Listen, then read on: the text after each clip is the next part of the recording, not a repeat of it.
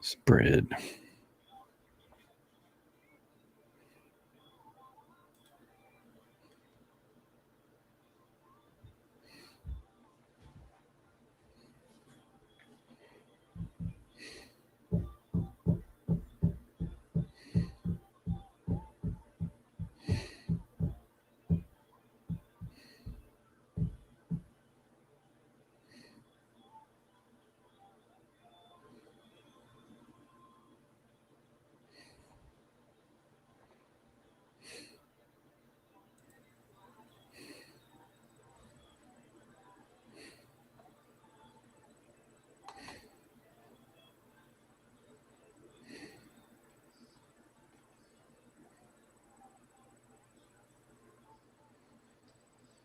The game.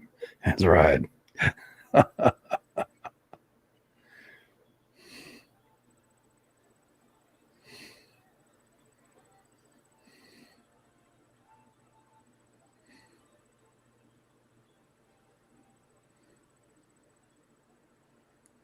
That's right, everybody. That's right, everybody. Welcome to the rabbit hole.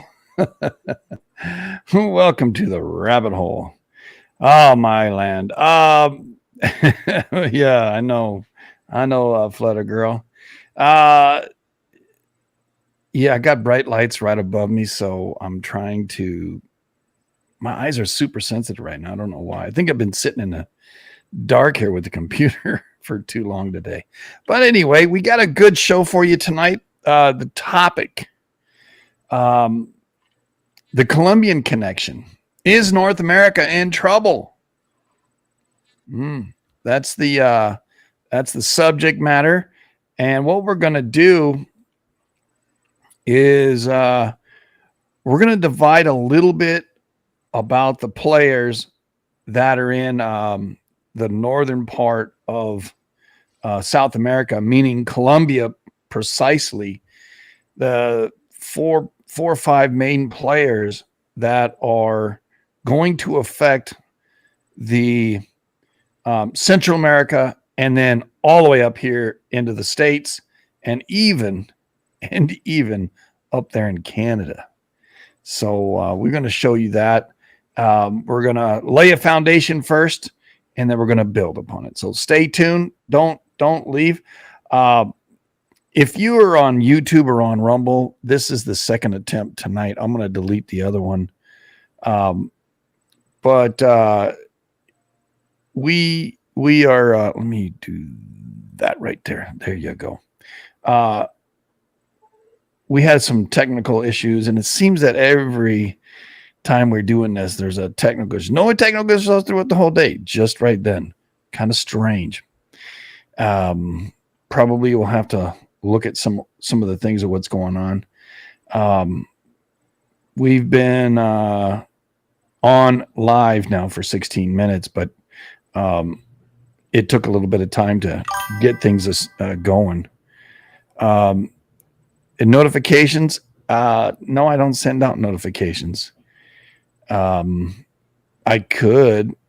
Every time it reboots, it sends out a no. But when you do that, people just put ignore and send it right to the trash. They don't even care because we bounce so many damn times.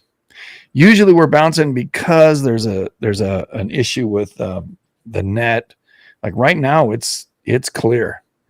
We shook out the cobwebs or what? I don't know if we're having a solar flare or what. Timmy, did you check over there on the other side? Let me go like this. I'll try to delete that one on Rumble at least. Dashboards. All right.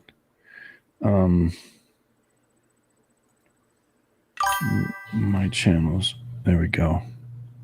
My content. That's what I need is my content.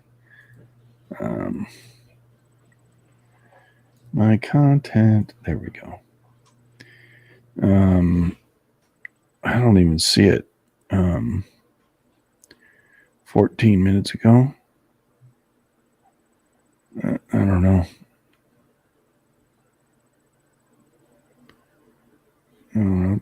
Take that one and delete it. Confirm. All right. And then I'll just go over to YouTube and see what's going on YouTube. Oh. Studio. All right. Content. Yeah, it says we're there. Live. Yeah, it's got the Colombian Connection, man. So the thumbnail, I just got to put the thumbnail. Yeah, we're. Don't get mad at us. Yeah, I think we're 5x5. Rumble's up. Okay. Yeah, I think we're 5x5 now. So, all right. So the Colombian Connection. All right. We just wanted to make sure our other channels are good. Doing a notification. I'll write that down. Okay.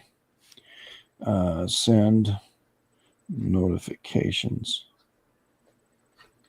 I got to do that automated. I got to get that automated. I know there's a way to do it. I just, usually when I do a rabbit hole, I'm brain dead for a couple of days. And, that last one we did was so exciting. I was hurting for a while. Used up all my mojo. Yeah. Yeah. For 2 days. Even this morning, I'm like, man, I can't think. So I've been struggling all day today, and I had my almond joy. So, and I have my dinner sitting here actually. But this one tonight shouldn't be as bad as we're all right. But all right. Columbia. So yeah. Did you send them via my Whisper? Yeah, I put them in Whisper. All right. There's only 2 plus the Gia ones for us to look at the 18. All right. I think I can handle that. That's what was happening. I was going to over here to yeah, I sent them to you right when all the stuff started going screwy. Yeah. There it goes. All right. Open new. Open. Open new. All right. Close those. All right. So I got them. All right. That was a different one. Okay. Yeah. This is the one, the image that I'm going to save or share. Yeah. Screen. Here we go. Yep. All right. Here we go. Yeah. So we got to explain. I don't need a haircut. Who needs a haircut, right? Yeah. Oh, yeah, we do wear our hats on our teams. We're adversaries on our teams, but we tend to work with each other one way or another. Yeah. The East Coast to the West Coast. Yeah. And all around the middle. Boom. But anyway. So now we got to explain what. Tell us what we're looking at there, Canuck. Where the Columbia quake happened that just happened down there, that was a 6.3. Well, let's explain the plates, then we'll go to the earthquakes, all right? We'll talk about all that. So tell me about these plates. Now, the picture we have up there is showing you all the plates that are down there. Well, the North Andes Mountains is its own plate. Like most people just assume, oh, it's part of South America, but it isn't. It's a separate microplate. So that's what. So basically, Ecuador, Colombia, and Venezuela are the North Andes plate. So we're just gonna explain it with the wiki. So I'm just gonna start reading it, and then we'll go from there. So the North Andes plate, or North Andes block, is a small tectonic plate, microplate, located in the northern Andes. It is squeezed between the faster moving South American plate and the Nazca plate to the southwest. Due to the subduction of the Corba and Maipelo plates, this area is very prone to volcanic and seismic activity, with many historical earthquakes. The North Andes plate is bound by clockwise from north, the Caribbean plate, the South American plate, the Malpelo plate, which before 2017 they thought it was part of the Nazca plate. So this is fairly recent stuff where they've added these new plate names. Colba plate, considered part of Nazca before 2016, and the Panama plate. So Panama is its own little plate too. So it's all pretty interesting stuff. And then in this, it talks about the Colombian part of the North Andes plate is subdivided into several terrains. Now, they have a big chart in here that explains all the terrains. I'm not going to read them all, but basically it's very similar to the stuff we've studied, like the Pacific Northwest, where you have a bunch of terrains that are all smashed together. It's the same type of thing here for the North Andes plate. Yes, Flutter, it's moving northeast at 23 millimeters a year. These are the plate movements. You see the Panama plate right here, which is a little one inside here, Cocos plate, and the Nazca plate, the Peru orogeny, and this is the Andes plate, right? And then here, the larger Caribbean plate up at the top. 1, 2, 3, 4, 5, and maybe even 6. There might be even a divide up in the middle here of microplates. Most of these are microplates other than Nazca, Cocos, Caribbean, and South American plate. But the Peru orogeny is part of the South American plate. And it's the mountain building. That's what orogeny means. They're already mountains, really tall mountains, from Brazil at the north and Colombia and Ecuador in the south.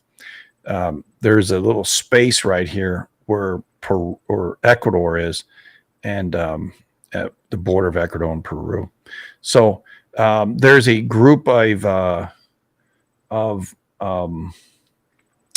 for lack of a better word, mountains. Did that come up or not? There we go. Yeah, Google Earth there. That's what I'm looking for. So bringing up Google Earth for you, you can see a little bit better picture. And let me share that screen as well. Screen, window, Google Earth.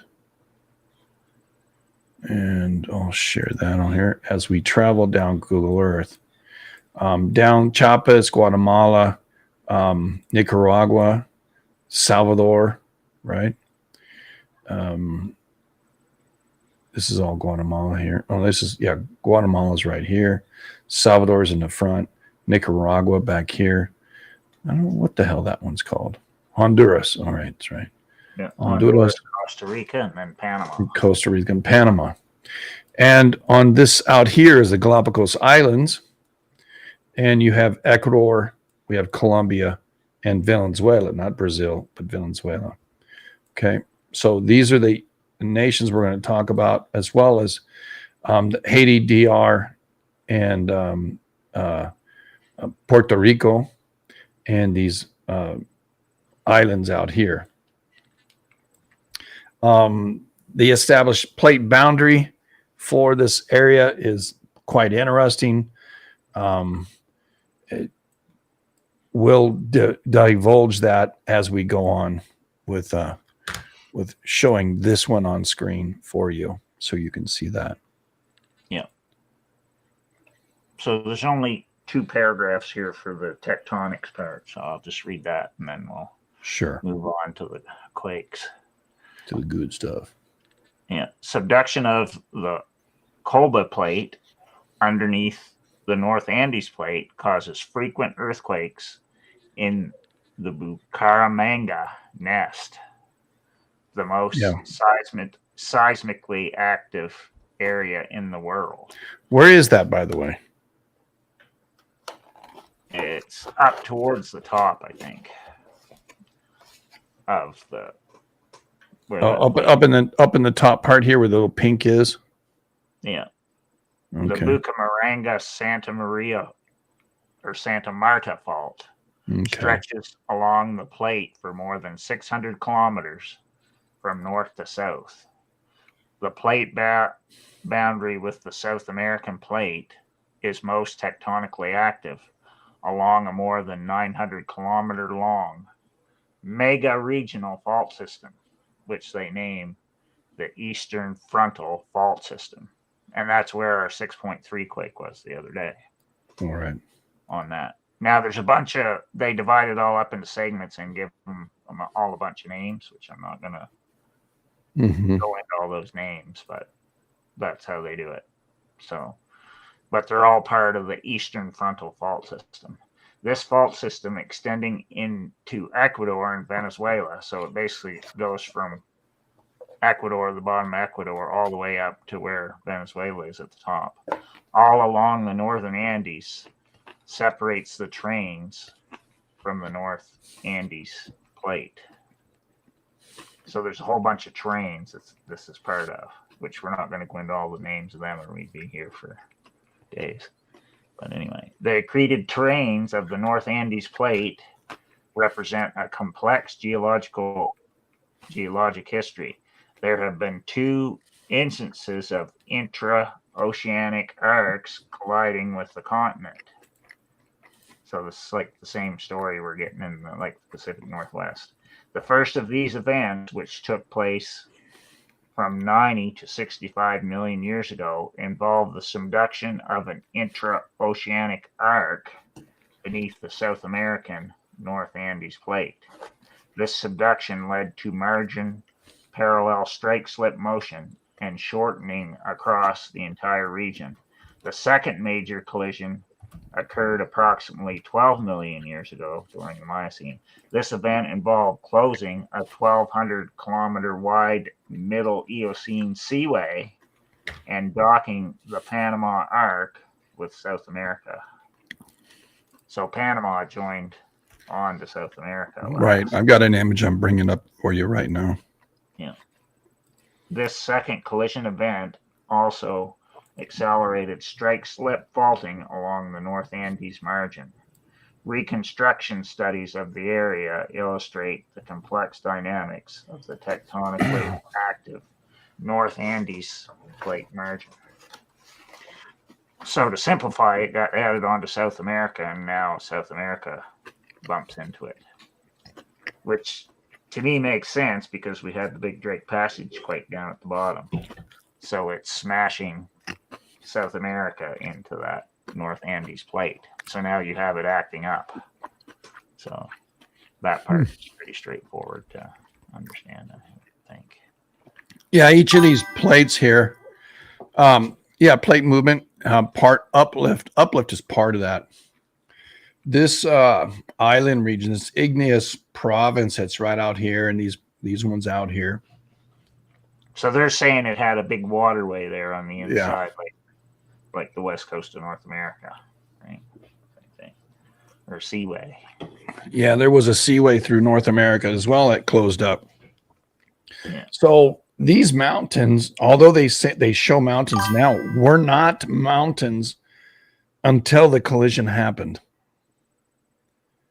The volcanoes may have or may not have been there during this time, between 120 and 60 million years ago, when this thing took place. I have another image. Pretty interesting stuff. Right.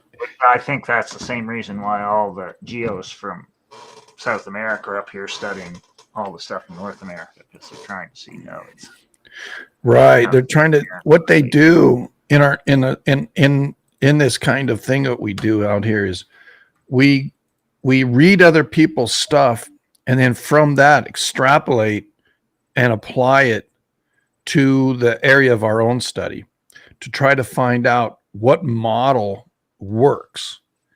And the current one, that's what we're talking about right now. What the hell just happened? Oh, I did that rather than the image. Yeah, can I do the image? Oh, there's that one. Oh, crap. Oh, getting confused. Yeah. This one we're doing is, this one's 380 back, but I want the image itself. And so I have to go out and pull it because I can't zoom it in. Yeah. So, but when I hide this stream, right? When I add the image itself through a viewer, I can zoom in for you and create a larger visual so you can read. See? All right. So this is the here's Laurentia and Gondwana land, right? Doesn't that sound familiar? Gondwana land? Uh-oh. Paleothesis, this is the sea. Siberia and the Siberian Traps, which mid-Atlantic ridge came through. And actually it's separated Europe. This is way back. Yeah. So wrong way. This is the North American plate, the Caribbean plate. I think we're going to get to this image, but I think we don't need it yet. I think we go back to this one. And there's another image that the site has that I can share with you, but I think the one with all the multicolors, that's kind of the direction you want to go, right? Yeah, because it's the easiest one to understand it. Now this is Colombia, all right? The Colombian parts of it's not Argentina. Yeah, showing the terrains. Correct.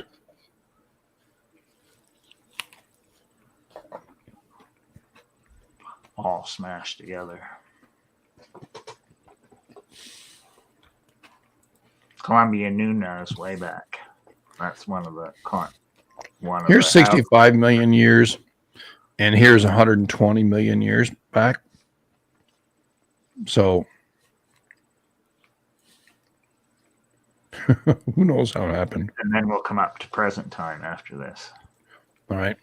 So basically, all I'm asking you is to kind of see from the Caribbean plate out there in Caracas all the way along the coast down into Chile. Is it igneous province that came ashore? Basically, is what they're saying. And the North Andes, the angle that they're at, they kind of point at Puerto Rico. All these lands came all together, right? The Rio Negro, and then the Chiocha terrain, the Tahami terrain. Then there's a little one in here, and then there's this one out here, which clearly is Lagahita terrain. Sorry. So these are all the terrains that accreted onto the northwestern part of South America. That's all of Colombia, all of Ecuador, and what was still coming. Go ahead, bud. Yeah, and part of Venezuela too. Right, and Venezuela up here, yeah. So these are the faults, and I think Canuck is going to try to talk to you a little bit about those. Yeah, well, I'm not going to go through all the faults because we're going to jump to the earthquakes and then I'll explain it more. So we're going to go to the next thing. The next link, then. Yeah, because it explains like where the quakes are and what fault it is. Correct. I'm not going to get stuck. Just put it in chat and I'll grab. Put it in chat and I'll grab it. Okay. I'll get here.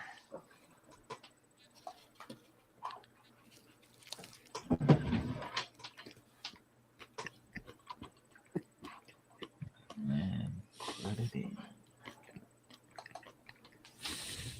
Because I want to bring it up to modern times so we can get the quakes and see how they compare to the California quakes.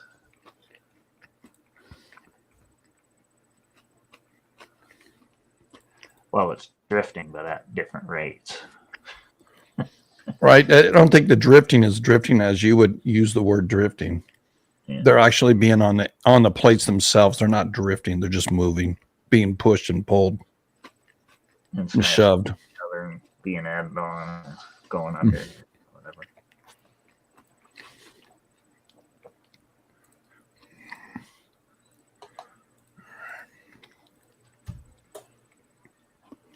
All right. The link is up. It's on visual screen. So this area that we're talking about, okay, you can see.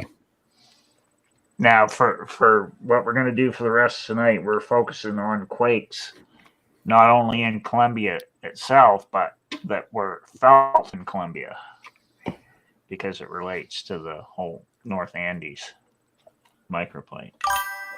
So I'm just going to give a little bit. It talks about history here at the beginning, but then we're going to dig deeper into the big chart where it has all the list of quakes going way back.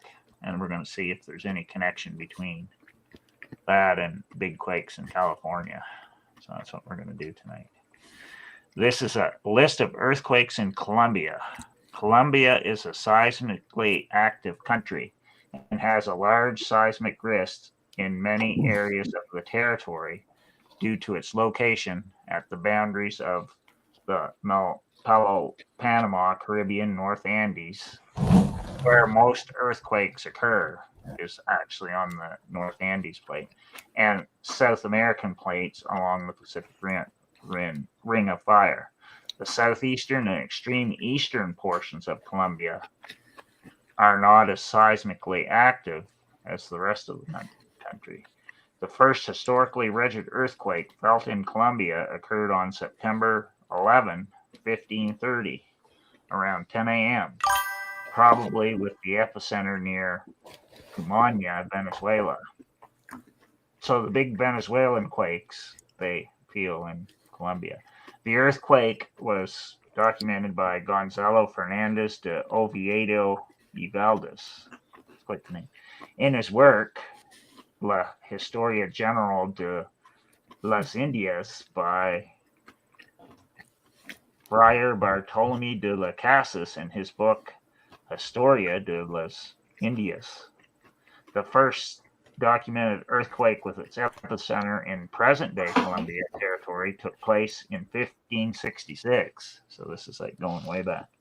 With the epicenter estimated around Santander in the department of Coca or Caca. Quacca. Or Quacca, maybe. Other important historical earthquakes have been documented by Luis Vargas Heredo from 1703 until 1764 and Santiago Perez Valencia between 1785 and 1843. Now, what's interesting, I just saw that 1843 and remembered that there was a big quake in the Caribbean in 1843, and that was when Mark Tree, Arkansas was too, that same year. So that's interesting. Yes, sir. Yeah. The most devastating earthquake for Colombia happened on August 15th and 16th, 1868, off the coast of Ecuador, leading to approximately 70,000 fatalities. So this was right after the Arica, Peru chili quake, like a couple days after. And it was like a few weeks before Hayward Fault. Go ahead. Continue. Yeah, the strongest earthquake with an estimated moment magnitude of 8.8 also happened offshore Ecuador in 1906. Did you hear 8.8, everybody? 8.8 happens in a subduction zone, and it happens when there's a rip. All right? Massive rip, like the ones that happen in Chile, like the ones that happen in Indonesia, the ones that happen in Pacific Northwest and in Mexico. This is a rip. An 8.8 would be a rip. All right? That's where it basically reverberated the whole way up. Felt it from, even though it was offshore Ecuador, it went from the bottom right up to the top. That means they felt it in the Americas before it was America, because we're talking, well, I guess we are 1868 or 1906. Yeah, they felt this thing all the way up in California and beyond. And it was right before the San Fran big one. Right. And there might be somewhere where they felt that 8.8 up in Canada. They can feel it down in Chile, the bottom of Chile. Then they can feel it up in Canada. Yeah. So now other major earthquakes were the 1875 Cucuta earthquake with around 10,000 deaths, and the 1990 Armenia earthquake with an intensity of 10. The deepest registered earthquakes happened in the Department of the Amazonas in 1970 at an estimated depth of almost 645 kilometers. So you can get deeps like right close to this. Yeah, the Amazons can go very, very, very deep. Yeah. And 1785 Viceroyalty of New Granada earthquake sparked the birth of journalism in Colombia, initiated by Manuel de Socorro Rodriguez, 6 years after the publication of the Aviso del Terremoto, which terremoto is earthquake in Spanish, about the earthquake with its epicenter in La Calera, whatever Cundinamarca. Mm-hmm. The names are crazy. Where are these places at? Sometimes I'll go like Calera. It'll show me a map. It doesn't. Cundinamarca doesn't show me a map. It says one of the departments of Colombia. The area covers. It was created under the constitutional terms present same year. Oh, wait. Whatever. I can look it up. So it would be like Eastern Colombia. Yeah. Because I think it's the name of one of the faults. It's actually dead center. Is it? Dead La Calera is dead center. The other one, Cundinamarca, is center as well. So probably up and around be just south of Medellin and west of Bogota. That's where. Yeah. So they. Yeah. Yeah. So now I'm just going to read the last paragraph. Okay. The main seismically active zone in the subduction zone of Malpelo, formerly Nazca Plate, was strong earthquakes in 1906, 1947, 1958, and 1979.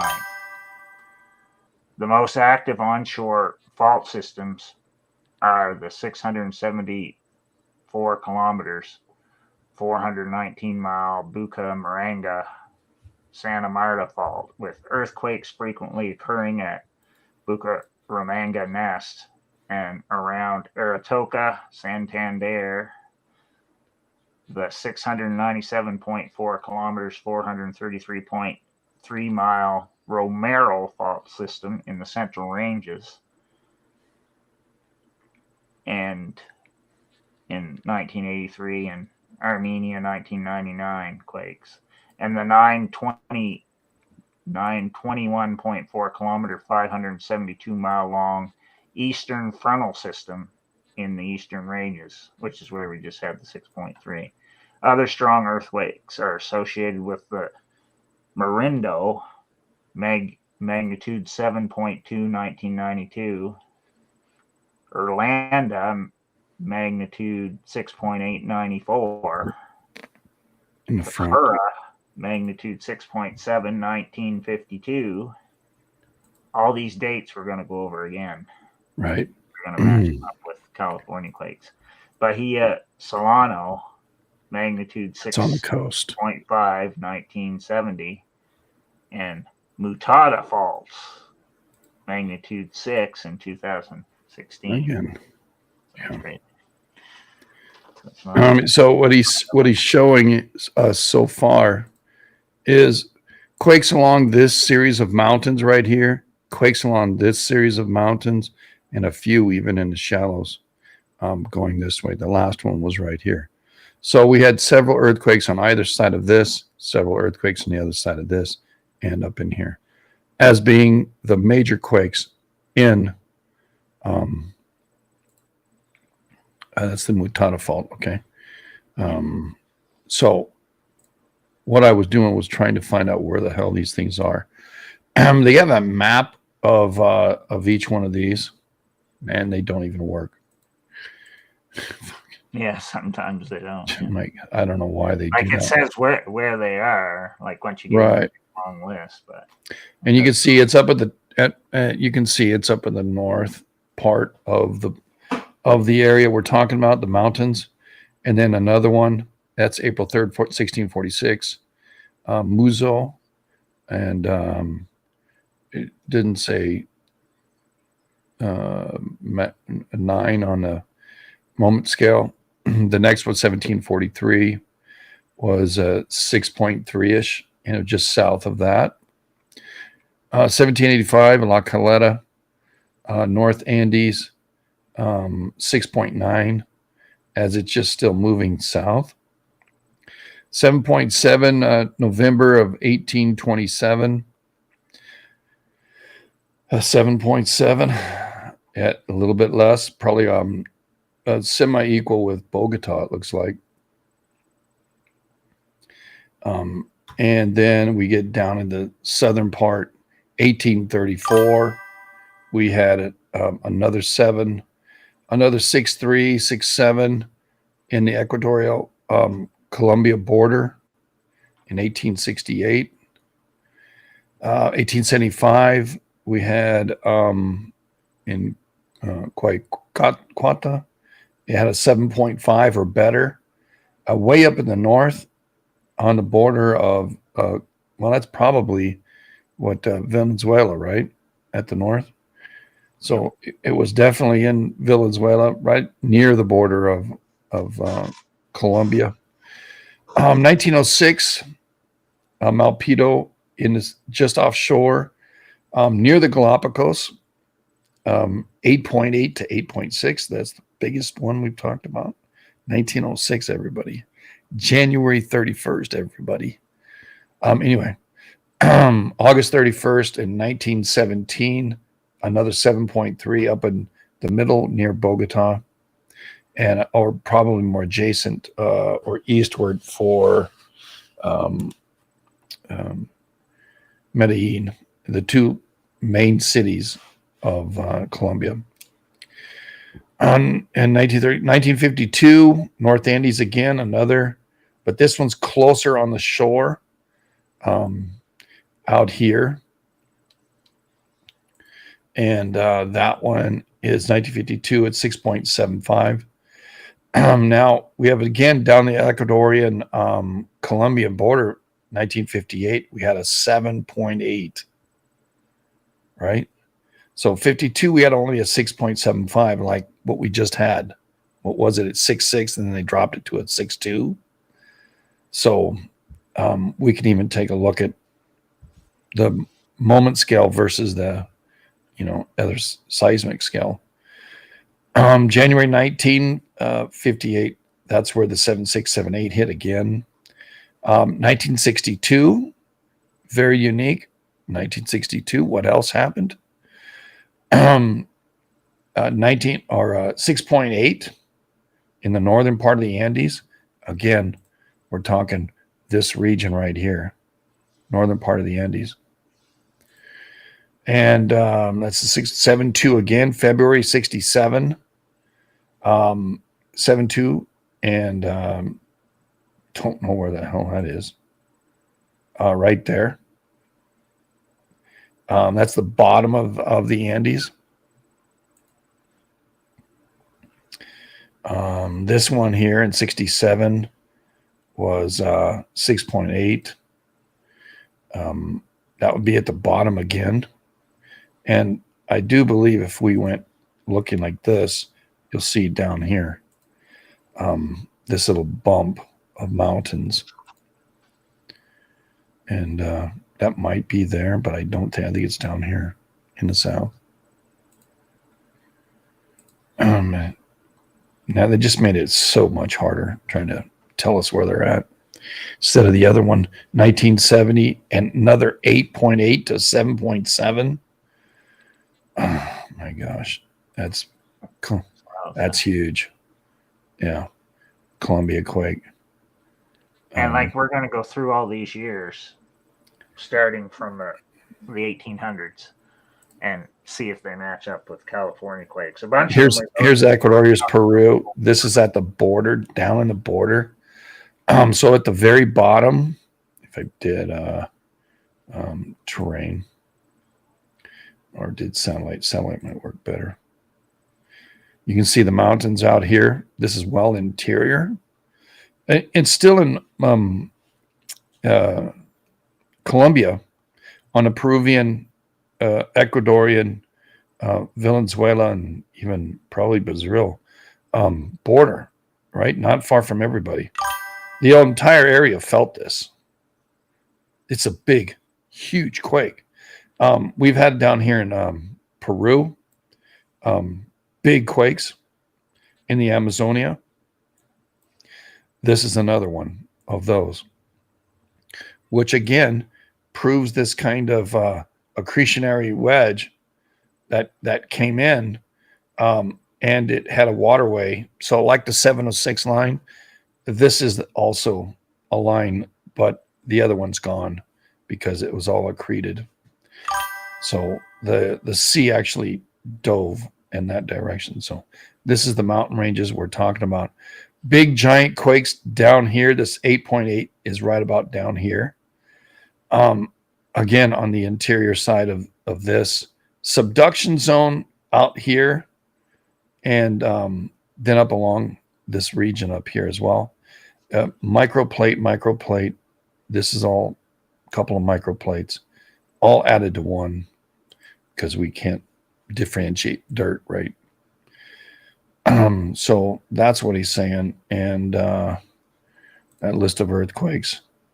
1975, it had a 6.5. 79, it had a 7.2 in the middle.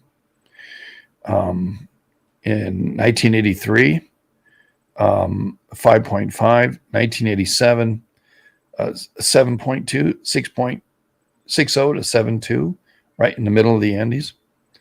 91, we had a interesting that it's 91 now, everybody. 7.2 along the coast. 1992, October. First one was November, second one's October. Right? So only a few months apart. 11 months apart. Another 7.2. In that same time period, North America had a 7.3. Yeah. Can we make some? We're going to get into like that. Yeah, we're going to go back to like 1868 and come right up through and right. So you can see that Colombia gets very, very, very, very large quakes. And 8.8, oh my God, I can't imagine. 7.3 was the most insane I've been in. And I was only 100 miles from the epicenter. So about an hour and a half driving. So I'm not even 100 miles. Yeah, about that. About an hour and a half.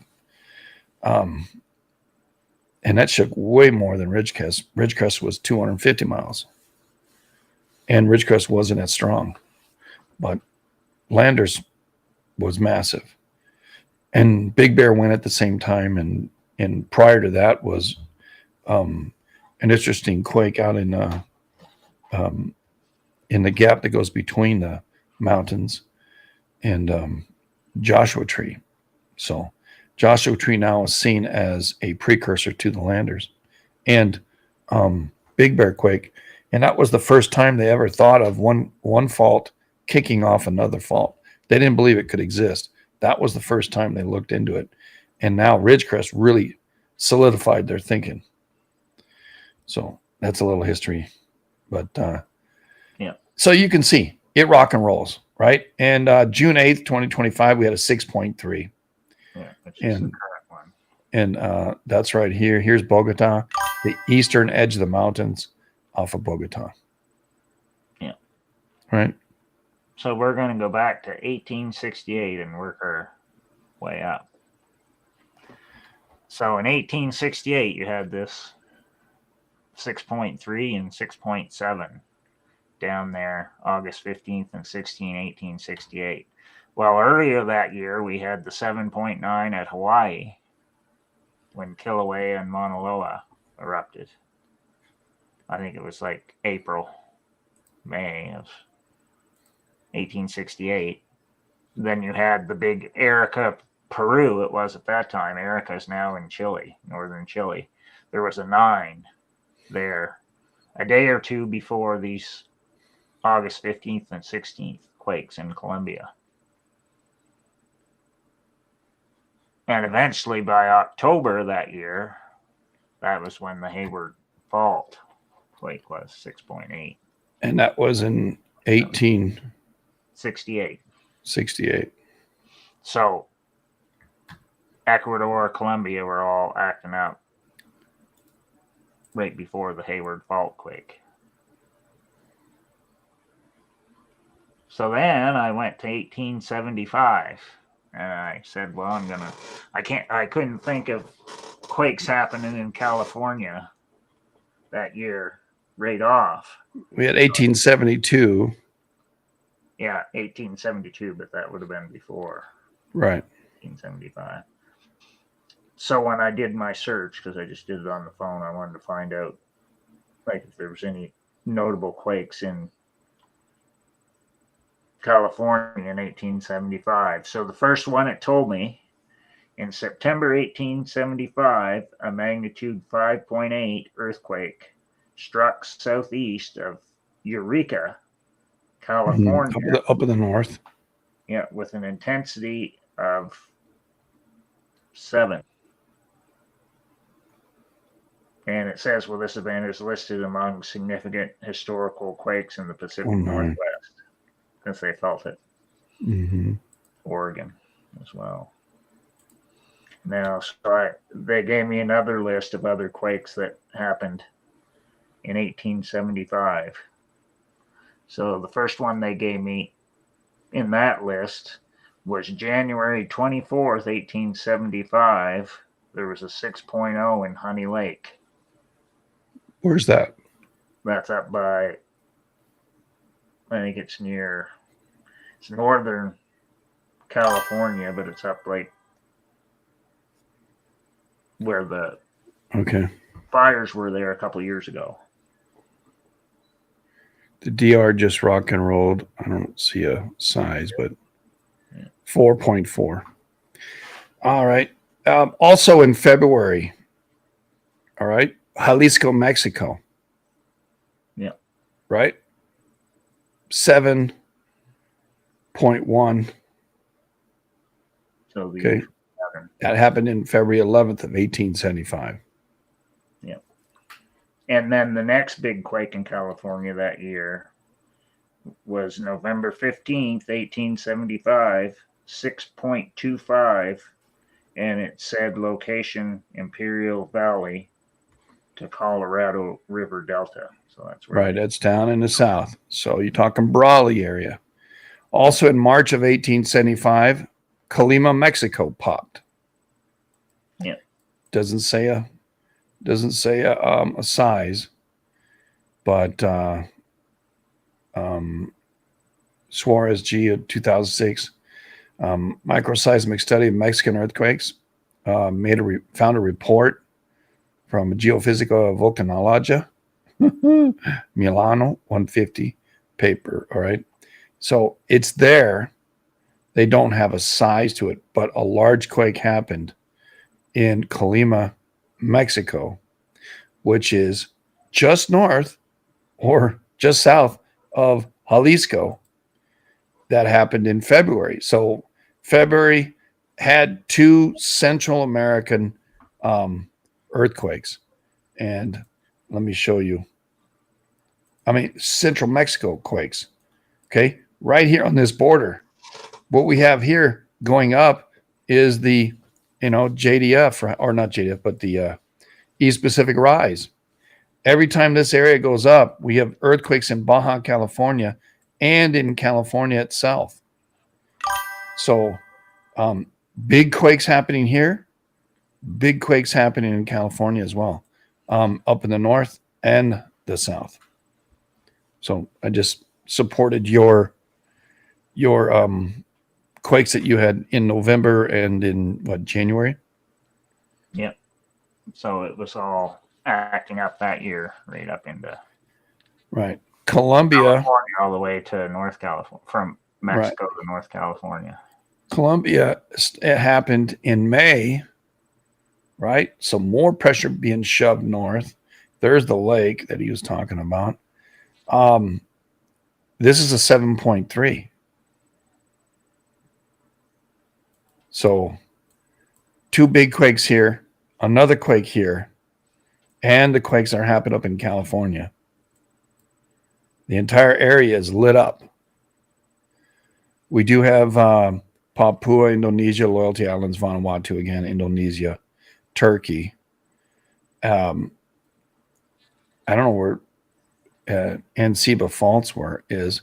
The Philippines the next year. So that's in Rita. So Red Sea. So nothing to worry about. We don't have to go there. And I'm pretty sure, I think 1875 was the last time Askja erupted too. Yeah. Askja? Yeah. They're more concerned about the Icelandic people. They're more concerned about Katla. Yeah. They really think that thing's going to erupt very soon. Well, the last time it erupted, I think, was 1918. So it's been a while. Okay. But that's going to tie in when we go down here. Yeah, I'm sure. Events, Yeah. So then the next one, we're jumping to 1906, which was the big one there. Right, in Cali. January 31st. And the big San Fran quake was in April. So this isn't like February, March. Oh, this thing doesn't have anymore. Stops at 1903. Why did it do that? The Gia stops at 1903. Yeah, because we have to use the wiki once it starts with 1900, or I think it starts at 1900. I think, but we've already done 1906 before, and there was a Revilla Gagado Islands 7.1 like a week before. That's just off Baja and off of Mexico there. So I have a map up here. Right. And right off here in these islands, out in this region of the ocean, right? So he said you have big quakes up in here. This is Guerrero, right? This is Colima, and this is that other area. They're all adjacent. This area is tectonically connected. Colima, Jalisco, and Rio Gajitos Islands right here. Right. Continue, bud. Yep. So that's 1906. So it was acting up big time down there before the San Fran quake. So then we jump to 1917 is the next big one down there. August 31st, 1917. 7.3. Where's that? Not August. August go ahead. 31st, 1917. And where did that hit? Acacius and Meta, wherever that is. And then they call it the Sumapaz quake.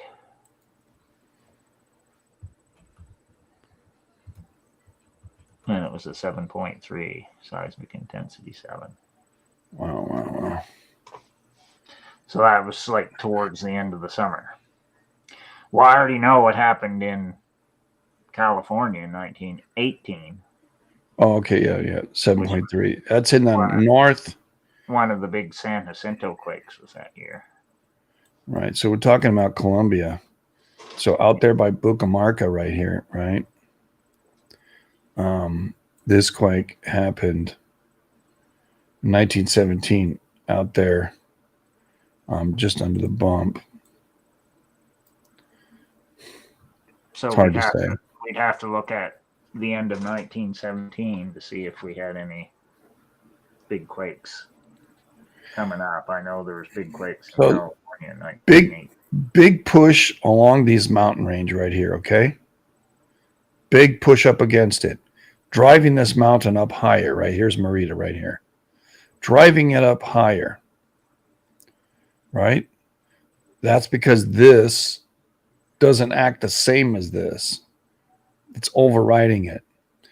And we had our image before saying this area is moving at 21 and everything else is moving slower. So as it smashes into everything else, it makes these mountains even taller. That's what's pushed. It's an uplift. And there is some volcanics in here, quite a bit of volcanoes actually. Okay, so I just looked up 1917 for California earthquakes. And let's see which ones here it's giving me. It says 1, 2, 3. It's giving me, well, it's not giving me the dates, but it's giving me the names of them. So I assume they're in chronological order. Colombia or Valley earthquake. A mild earthquake centered in the Colombi, or is it Colom Valley, Monterey County. All right. Spell it to me and I'll find it for you. Choholame. Valley earthquake. Colombi, yeah. Colombi Valley earthquake. They say it was 5.9 near Parkfield. Okay, that's Central Cal, yeah. Yeah. All right. So I know where Parkfield is. And they say there was another 5.9 magnitude quake near Gilroy that was felt in Yeah. Yeah, Gilroy's right here in Cali. Let me share this screen for you. Share screen. Window, this one. And they call that one the Coyote Lake earthquake. All right. And then there was a series of earthquakes that struck the Chalfont or Chalfont, Chalfant, Chalfant Valley area. And one of them was a magnitude 6. So what are you saying? In California, we had quakes in the south, right? Yeah. We had quakes in the central, or they call it Northern California, but for lack of a better word, San Francisco quakes. Am I correct? Yep. Close to San Francisco. Right. Vacaville's up north. And this is all happening in what year? 1917. 1917. What else happened in 1917?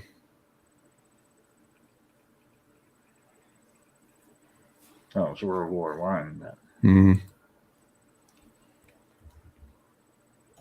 Oops.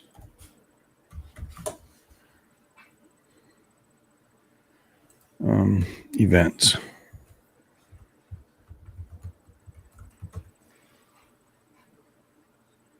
Sometimes you can look those up and get the wiki out of them, and it'll tell you about earthquakes. Battle, Imperial Antarctic Expedition, unknown saboteurs, island blew up, World War One, West Indies. In the early part of 1918 was one of the San Jacinto earthquakes. Which was, 1918? Yep. April 21, 6.7. Mercalli intensity of 9, violent.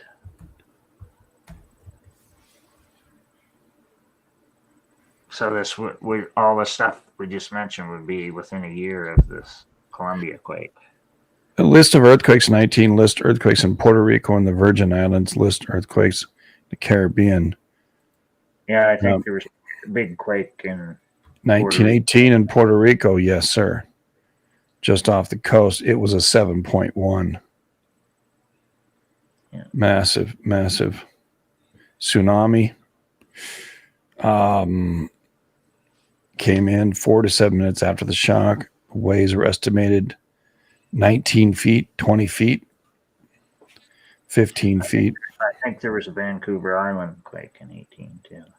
Well, I'm wondering if this tsunami hit the States in 1917 as well.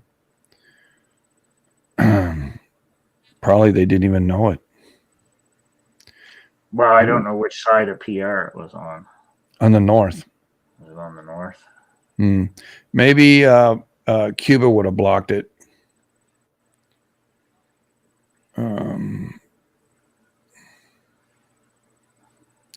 Pretty crazy. Because that's a pretty good size earthquake up here. 7.1 for Puerto Rico. I haven't seen that strong in Puerto Rico. Yeah, the Vancouver Island earthquake in 1918 was in December, so December 6th, and it was a 7. This was in October 11th. The Puerto Rican quake. Wow. So see, draw that line. Yeah. I wonder if there's any other quakes in North America. Probably, but you'd have to go look big by state. Right. To figure it out. Like to get all your middle states. Right. Like Philippines. I'm not even going to say the Dutch. 1918. That's what I'm looking up. Philippines Mindanao. Southern Cal had a 6.7. The San Jacinto fault, 1 person died. That they call that the Riverside earthquake. The locals do. Yeah. and that's pretty good size, 6.7 there. Chile, Coquima had a 6.8. Sonora in Mexico had a 6.8 the next month in May. Yeah.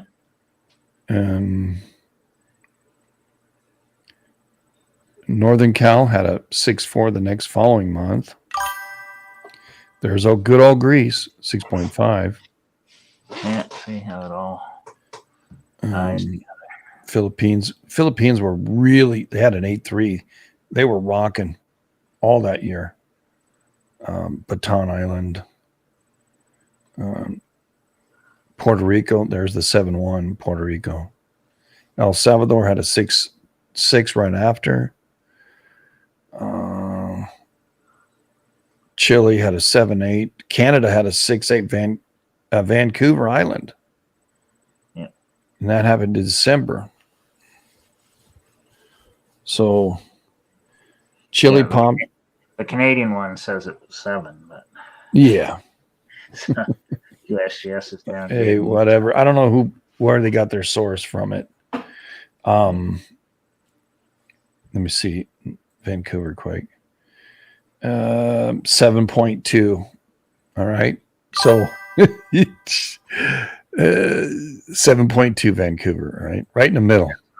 And right now where the vibrations are happening, that's where the earthquake happened, by the way. So Chile also had a 7.8 2 days prior to the Canadian quake. The Mid-Atlantic Ridge popped at a 7.1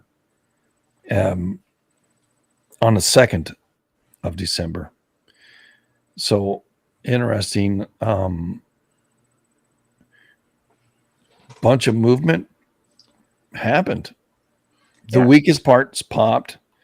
Then the more bound up places popped. So,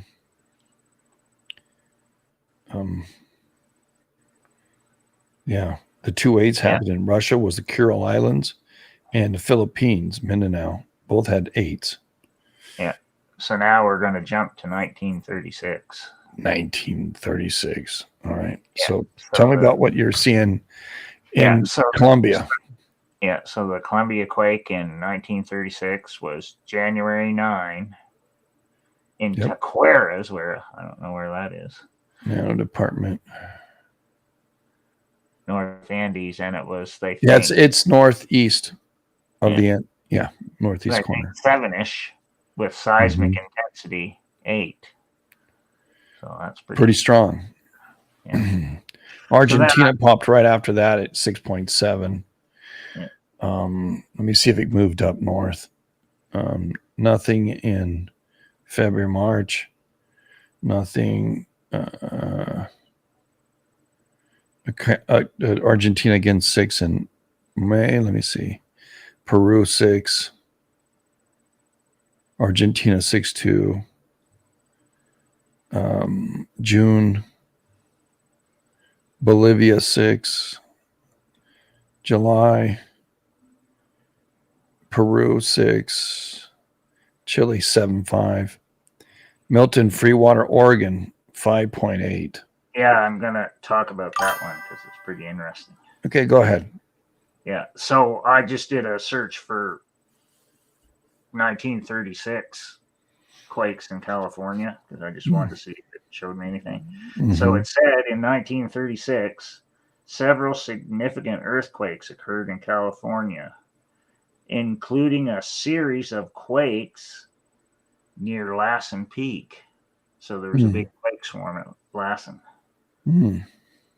that year in 36. And a magnitude 3.3 earthquake near Piru, however you say it. Additionally, a notable quake occurred on the Oregon-Washington state line, which was felt throughout the Pacific Northwest, including as far away as San Diego, California. Wow, man, this thing's really on the border too. Yeah. When I looked it up, it's called the 1936 state line earthquake. Yeah, Unimac County, you can see it's behind Hood. Yeah. Mount Hood. The Hood's like right in here somewhere. I don't know exactly. Wow. They say it was a magnitude 5.8, but it had a maximum mercality intensity of 7. Very strong. Very strong, yeah. Which that seems weird to me that they would feel it all the way in San Diego. Right well, yeah. Let me see. That's pretty strong, far away. So I would think it must have been bigger than 5.8 because I can't see how they would feel 5.8 in San Diego. It's actually on the Columbia River, dude. Is it? Yeah. So on the Columbia River, right here in this depression or whatever this is, it's like maybe it was a lake here at one time. This is Unamontlia right here. So that quake happened in this region and strong. And that's pretty interesting because that, yeah.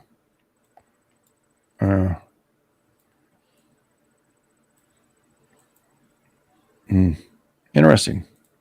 Yep. So I kept going down to the next one.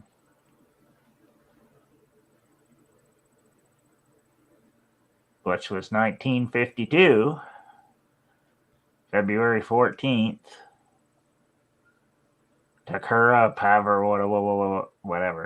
Pavarandosito in Antioquia.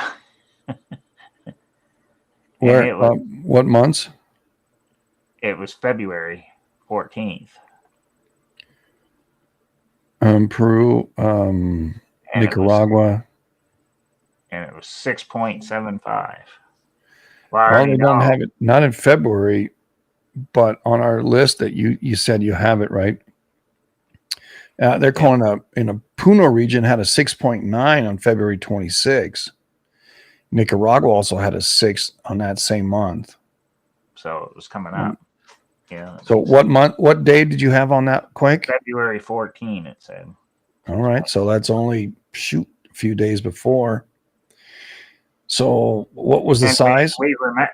It was 6.75 magnitude. And we already know what happened. Okay, could have been a 6.9 because of Puerto Rico, Peru as well. Interesting how both of those. It wasn't the same date, though, was it? Yeah, just right after it. One was on the 14th and one's on the 26th. Yeah, so that'd be 12 days after. Yeah, so that's like just over a week. And it's southern Peru versus, wow, that's even more interesting, man.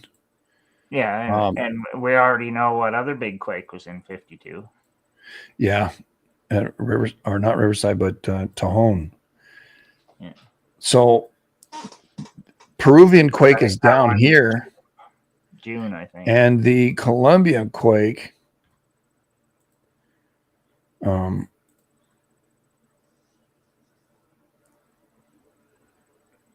Chiapas had a 6.8 as well in January. Peru had a 6.3. So up in Cali, we had a huge quake, a 7.3, and that was the Tajon Pass. Yeah. So,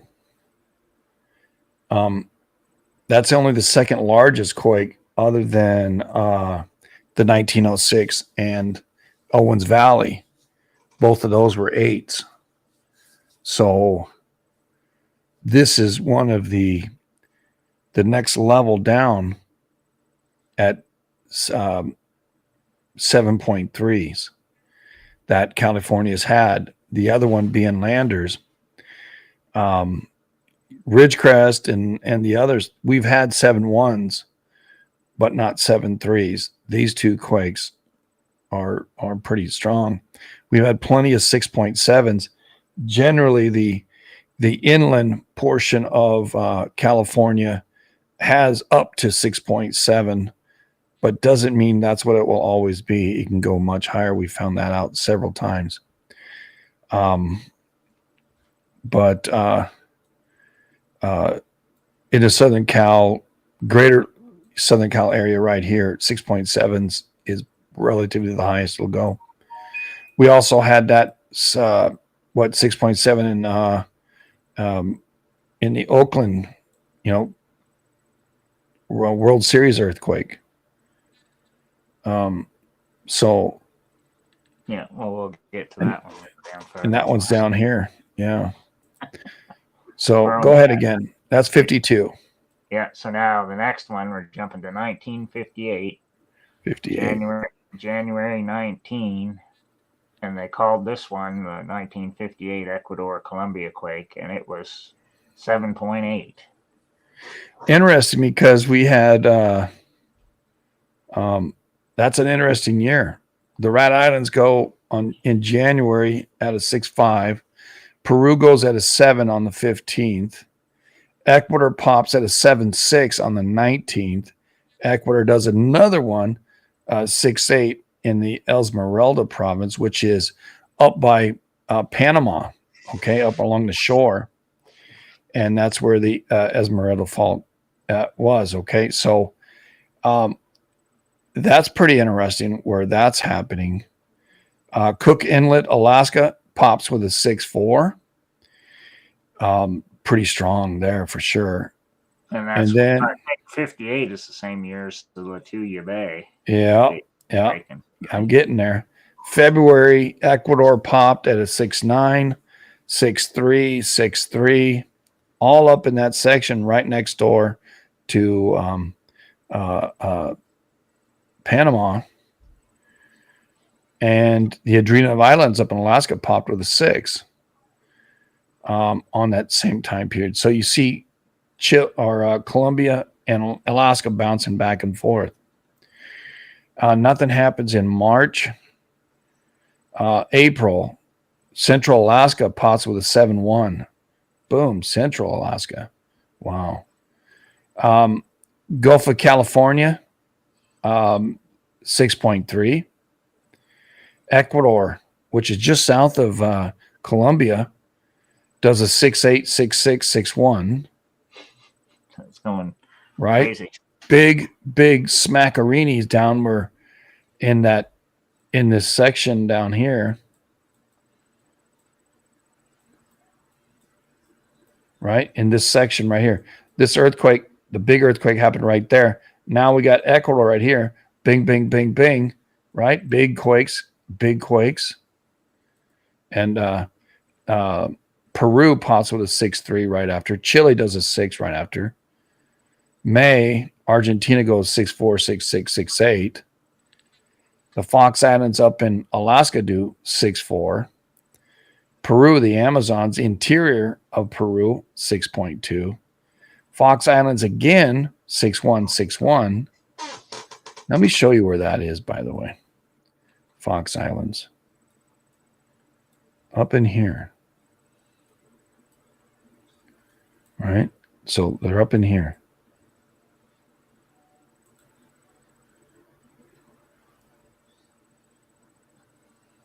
The next month in June, Peru does a 6.5. Greece. God bless it. There's Greece. Watch out, Cali. The Adriatic Islands go again at a 6. And then Alaska does a 7.8. Latuya Bay. And that's a gigantic tsunami. That was like whatever it was. Because some ice sheet broke off and slid into the bay. Yeah. Some homes were destroyed, not too much, but 7.8 up in southeast Alaska. Okay. Latuya Bay. I need to spell that one. Lituya. All right. Yeah. Lituya. Oops, boy, it's remembering some other stuff. And if you remember, in 1959 was Lake Ebgen. Right. The year after. So see, all this crazy stuff was happening in 58 before Lake Ebgen. Here's Latuya Bay, okay, everybody. that's on, to me, that's on the Fairweather Fault. It goes right up into that. All right. Which comes out of the interior. So we had a quake in central Alaska, right? That was 7.1. It traveled down to Lituya Bay. And Peru 7.5 that same month. Adriatic Islands did another 6.3 and a 6.1. Greece, 6.3. Mexico, Gulf of California does a 6. Told you, watch out, Cali, when Greece is in there.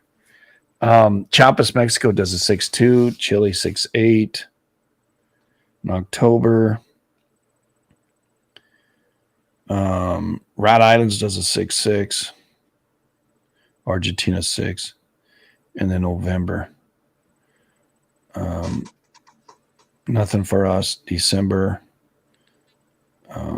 Mexico, Gulf of Cali does a 6.1. So a lot of banging from back and forth from Mexico to Alaska, Peru to Alaska, sharing bombs back and forth. And that's 1958. But if we did what, 1962? Was that when it happened up there in Alaska? No, 64 was the big. 64? All right. What's our next number anyway?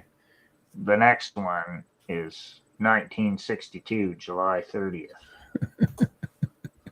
Okay. So Columbia pops July 30th, 1962, everybody. So we're trying to show, thinking what led up to it.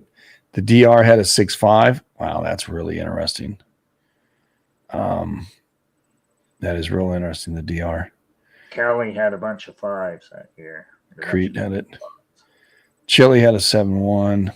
Chile had a 6.2. So I'm not sure if they'll all show up. And Panama, that's close, 6.5. And then the Northern Mid-Atlantic Ridge does a 7.3. That's on the 17th of March. Wow.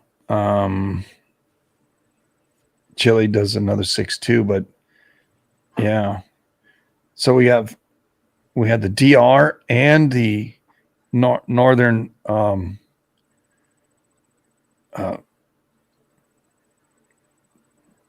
Atlantic, and there's freaking Greece is doing its thing. Peru 6.4, May, Guerrero, Mexico. That's in the northwest of Gianca, Peru. Class moderate, magnitude 5.0, depth 72 kilometers. 18 minutes ago.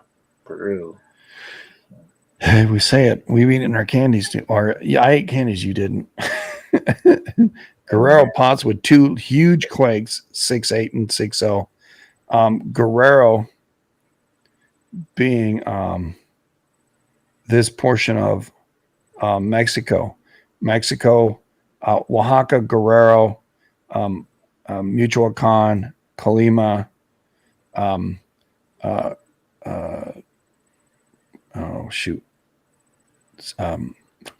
Jalisco, right? These are the ones. And here's the islands out here, right, that we talked about earlier.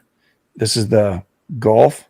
Here's the Delta that always bangs pretty hard. Also, it bangs pretty hard through here. And then they got these little islands right out here as well. The Gajitos, right? So these are the Gajitos. These are the volcanoes on there. So interesting what's going on earthquake-wise. Hawaiian Islands had a 6.2. I didn't search just for California. There was a bunch of 5s that year. Was there? Los Angeles, San Fran.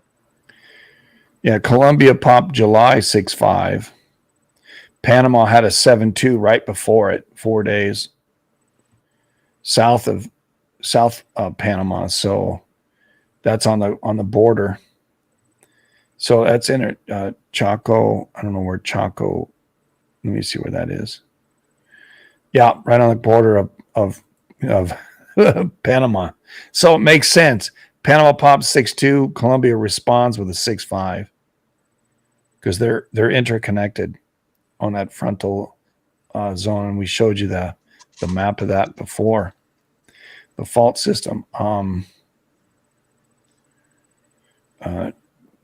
Chile had a 6.8 right after. There's Greece again. Oh, northern Utah, 5.9. Cache Valley,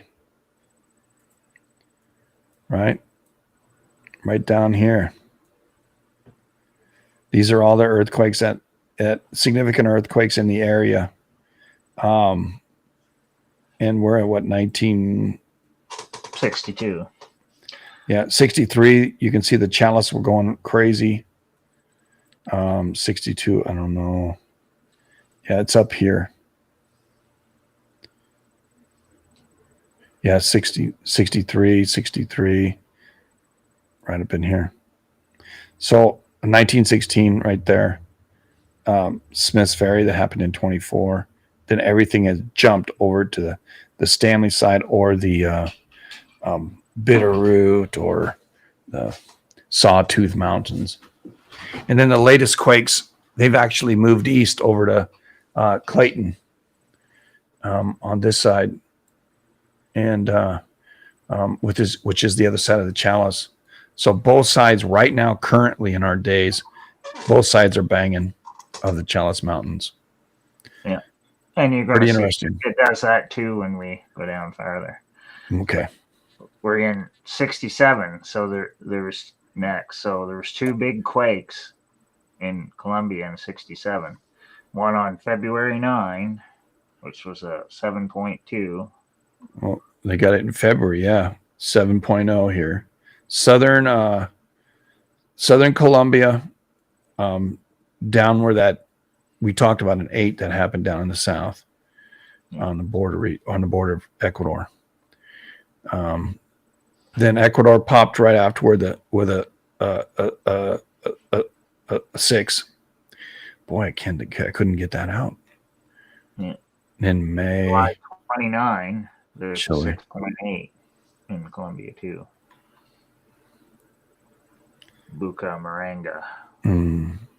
Chile 6.1, Chile 6.2, Alaska again, south of Alaska, back where the other one hit, 6.5, and then the Fox Islands 6.1. Colombia, Santander, name of the original states, located central northern part of the country. All right, so it's in the north, borders Magdalena River east, and Boyacá in the south. All right, so that's interesting. A 6.8, and then comes right back that same day at a 6.6, Caracas earthquake, 1967. That's unique because there's another date that registers from the area of Caracas. Was 1812. With 1812. Yeah. Before all the craziness in California.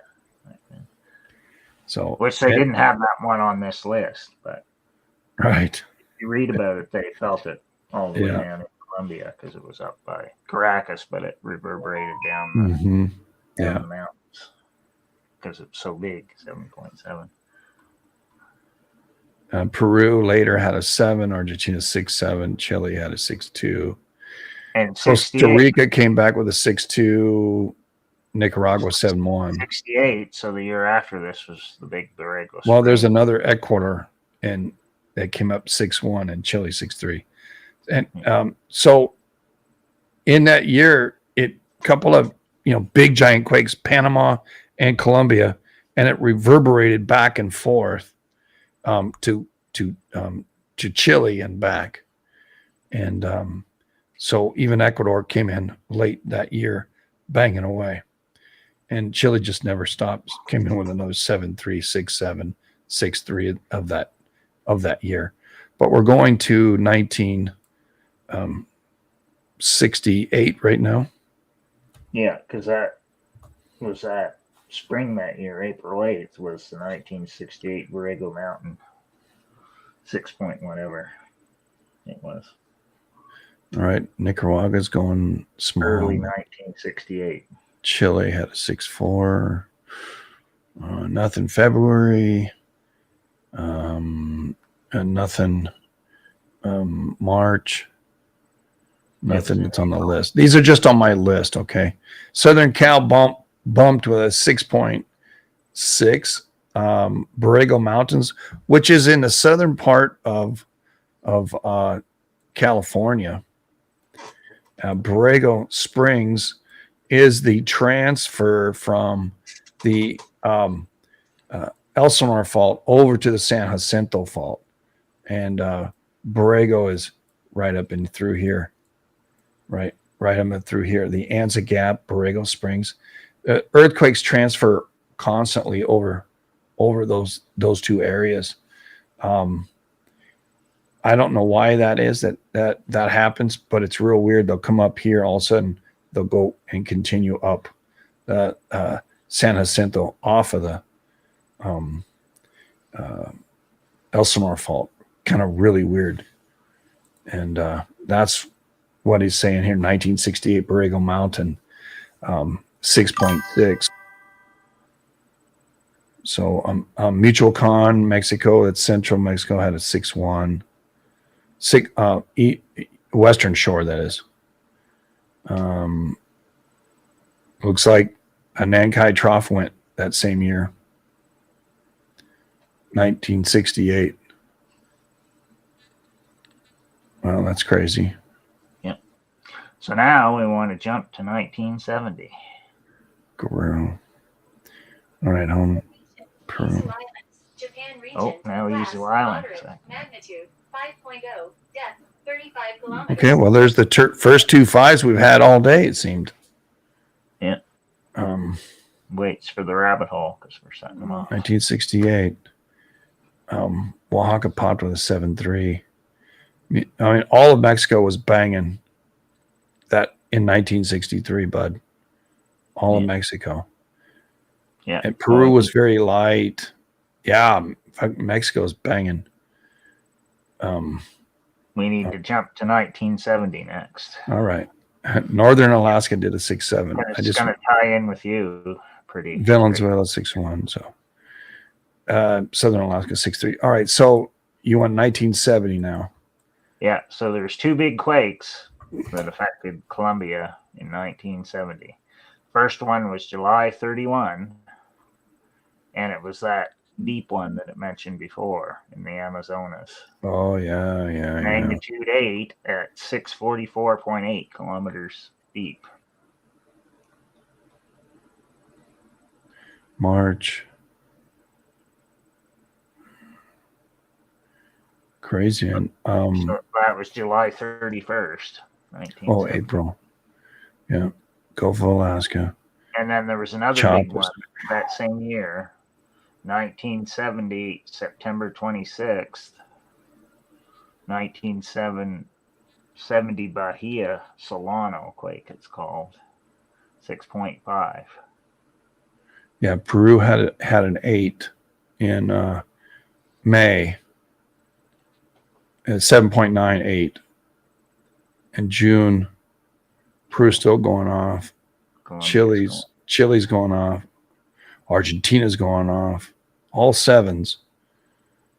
Haida Gwaii had a 7.4. Yeah. Yeah, I remember. And we had pressure from Alaska too. So I'm now into July. Virgin Islands, that's on the other side of the Caribbean. Yeah. 6.1.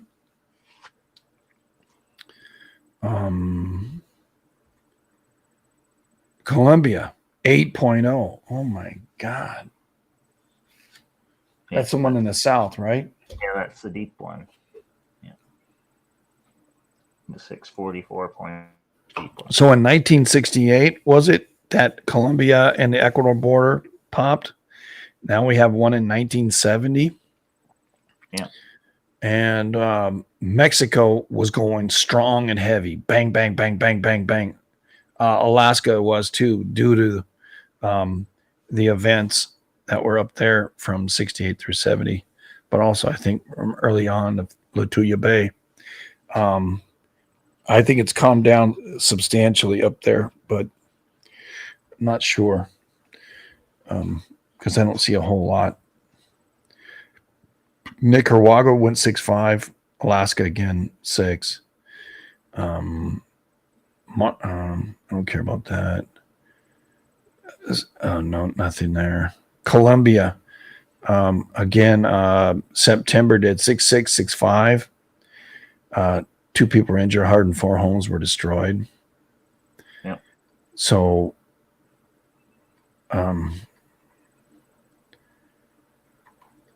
so we're actually doing the lead six. up.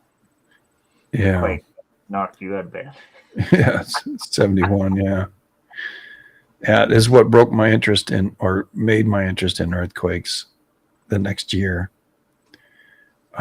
Colombian had the 8, and I think what led up to it is hard to establish. I mean, Canada had a 7.4. Peru's popping with low 7s. Chile had a Silmar, because that's what we're doing right now. Yeah, I know. We'll get there. Trying to see where that, because that pressure went north.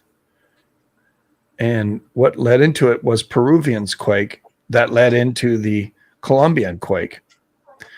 That's pretty damn interesting right there. So you want to go to 1971 now. Yeah. So Peru propagated up and Silmar nailed. was February 9. And now you're going, yeah, February. Chile, well, what the hell is that? It's not January. Adriano Islands had a 6.4, nothing. Adriano Islands had a 7, nothing again. Shetland Islands, hey. And then the San Fernando Valley earthquake, 6.6. I've seen it as high as 6.7.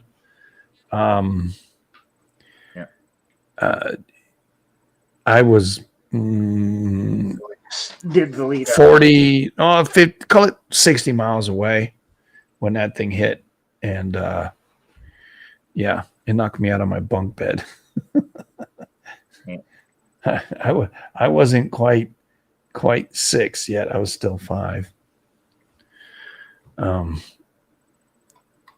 So big giant Peru quakes, big giant Colombia quakes.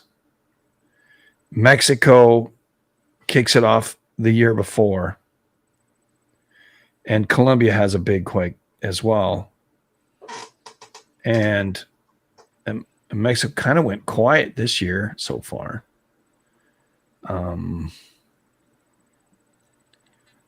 Adrenov and going off again. Ecuador popped with a 6.7 in May. The DR popped with a 6.5 in June. Rat Islands is 6.8. That's way out there. Chile 6.3. So coming out of, and here's some more. Here's some big Chiles coming up. 7.8, 6.4. Oh wow, that's pretty intense. Peru 7.4. So it's moving back up the coast again. August, what happened in August? I don't see anything. September, Gulf of California popped with a 6.5. That's pretty strong for down there, actually. Yeah. So now you're going too far into 71. Yeah, yeah. We got to jump to 75 next. Hold on, I got to find where the hell this power went when it went to Well, probably went all sorts of places. Chile. We'll get way off track. Yeah, we haven't even got to the really good stuff yet. Really? No, we haven't even got to the 90s yet. We're still in the 70s. Yeah. But I'm going to show you what as we get there, because I'm going to speed it up and say what big quakes happen. Okay, what year? Go ahead. Yeah, so we're jumping to 75. So January 24, there's a 6.5. They called it the Choco quake. Mm-hmm. That was close to the on the 25th. On the 25th, yeah. Yeah. Well, so when I searched for California quakes in 75, this is what I found. That was when the big swarm was at Oroville, and they were all worried about the dam. So the biggest quake, the swarm started in June that year, and it went through to the biggest quake that happened was August 1st. and it was like 5.9. Well, Southern Idaho popped with a 6.1 in March. Yeah. So that went first, and then the Oroville ones went. That's our connection from Idaho, Southern Idaho, into what years is 75? Yeah, I got that big quake listed. Southern Idaho, 1975, right here, 6.1, Snowville. Yeah, 6.1. So that happened right here. That's a weird place. Yeah. Because there's only 3 major quakes in Utah out here. Reason I bring Utah up quite a bit is because Utah has been active extremely recently. So within the last 2 weeks, 3 weeks. Oh, this is another thing that's interesting that I just found right now looking up 75. There was Okay. a crazy swarm in Brawley that started and lasted for 3 days in 75, and it was January 23rd to January 26th. So exact same time as when this 6.5 happened. So that's pretty wild. Yeah. All right. That's crazy. So Bali, I mean, we did have 2 quakes recently, just south of Bali, in the Bali Sea. And Brawley seismic zone. Brawley, up in Southern Cal. Yeah. But I was thinking about the other place too. So I think maybe 23 to 26, there was a big swarm. Highest one was 5.7. Wow. Brawley seismic zone, January 23rd to 26. So it was like a 4-day swarm. It was the same time as this quake in Panama, Colombia border. So that's pretty wild. Well, and then Oroville was after that. Right. And the farthest part of North or US of A in the near islands had a 7.6 in February as well.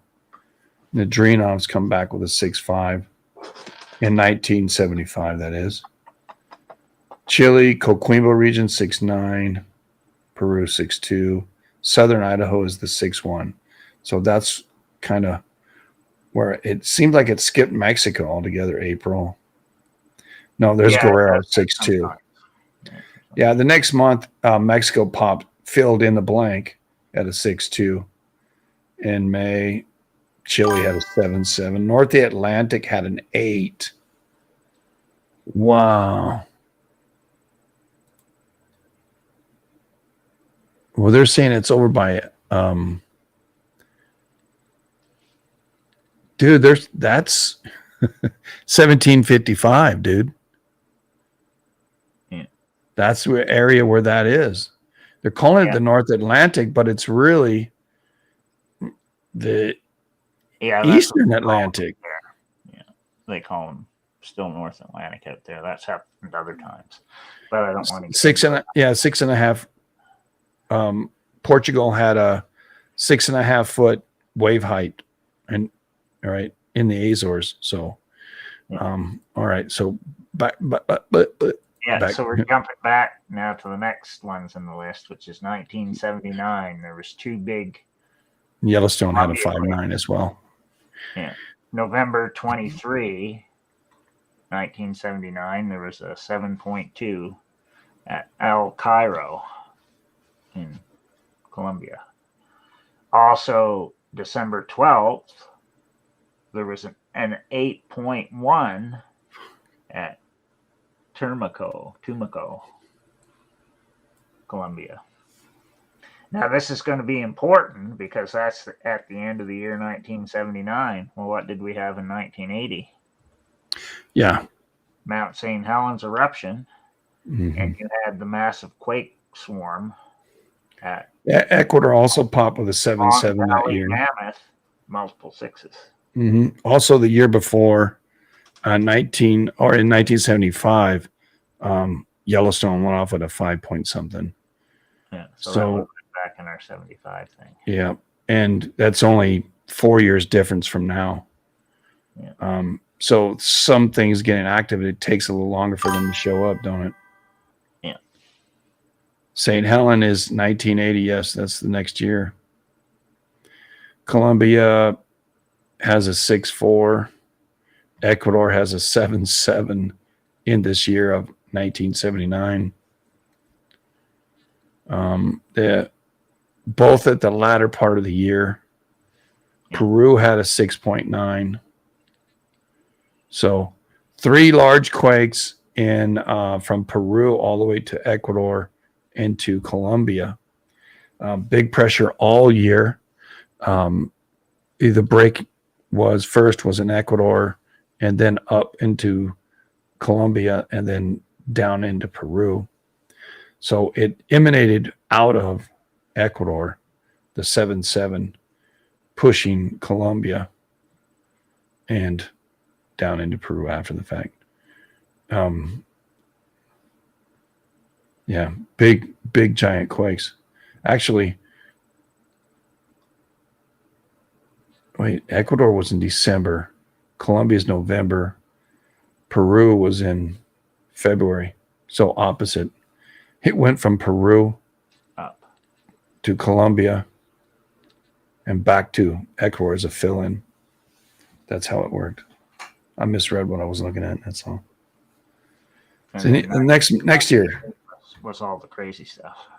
So what year now? 19. Well, if you go that, because that was right at the end of 79, then you're into 1980 and Mount St. Helens eruption and all the crazy quakes at Mammoth. That's the Oh yeah, all the central quakes. Yeah, I see what you're saying. Let me see what else here. Alaska had a 7.1. I'm in 79 right now. Yeah. Guerrero. The DR had a 6.1. Chile 6.1. Alaska, Peru. They're all kind of small. Yeah. Oaxaca's only 6.3. And Panama, there's a 6.5 in Panama in July. Northern Cal had a 5.8.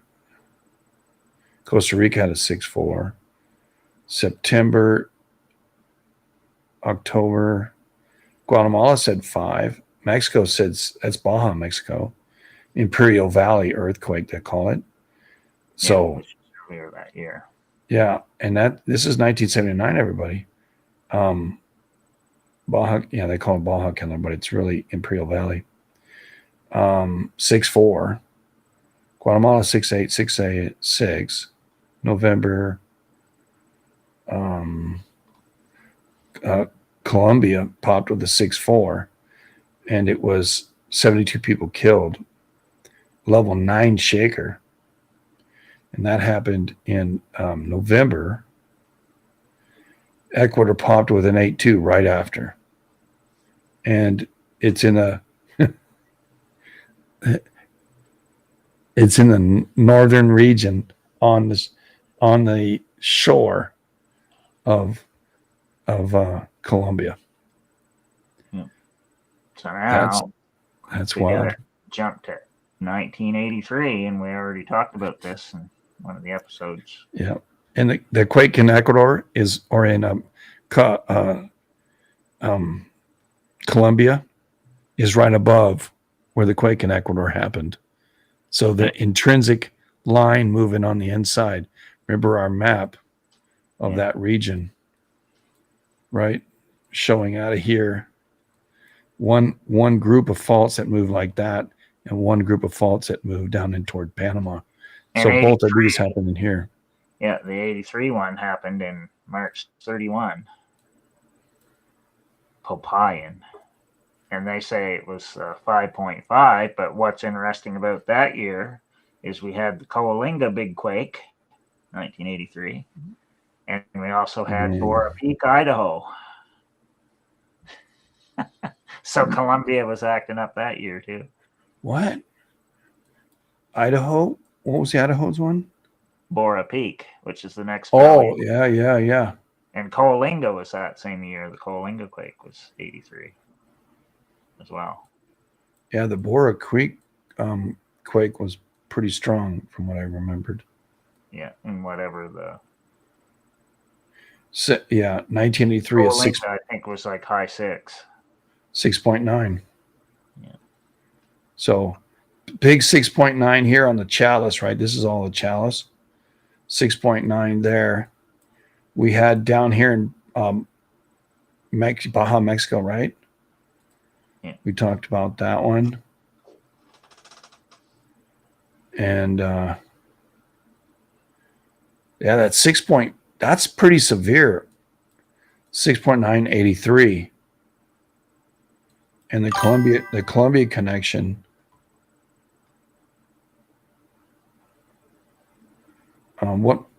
What month was the Colombia? March 31. Okay, there's Bolivia, Mexico, Oaxaca, both 6.3s. February, Alaska, Chile 6.9. Nothing else. March, Venezuela had a 5.9. Colombia right here 5.5.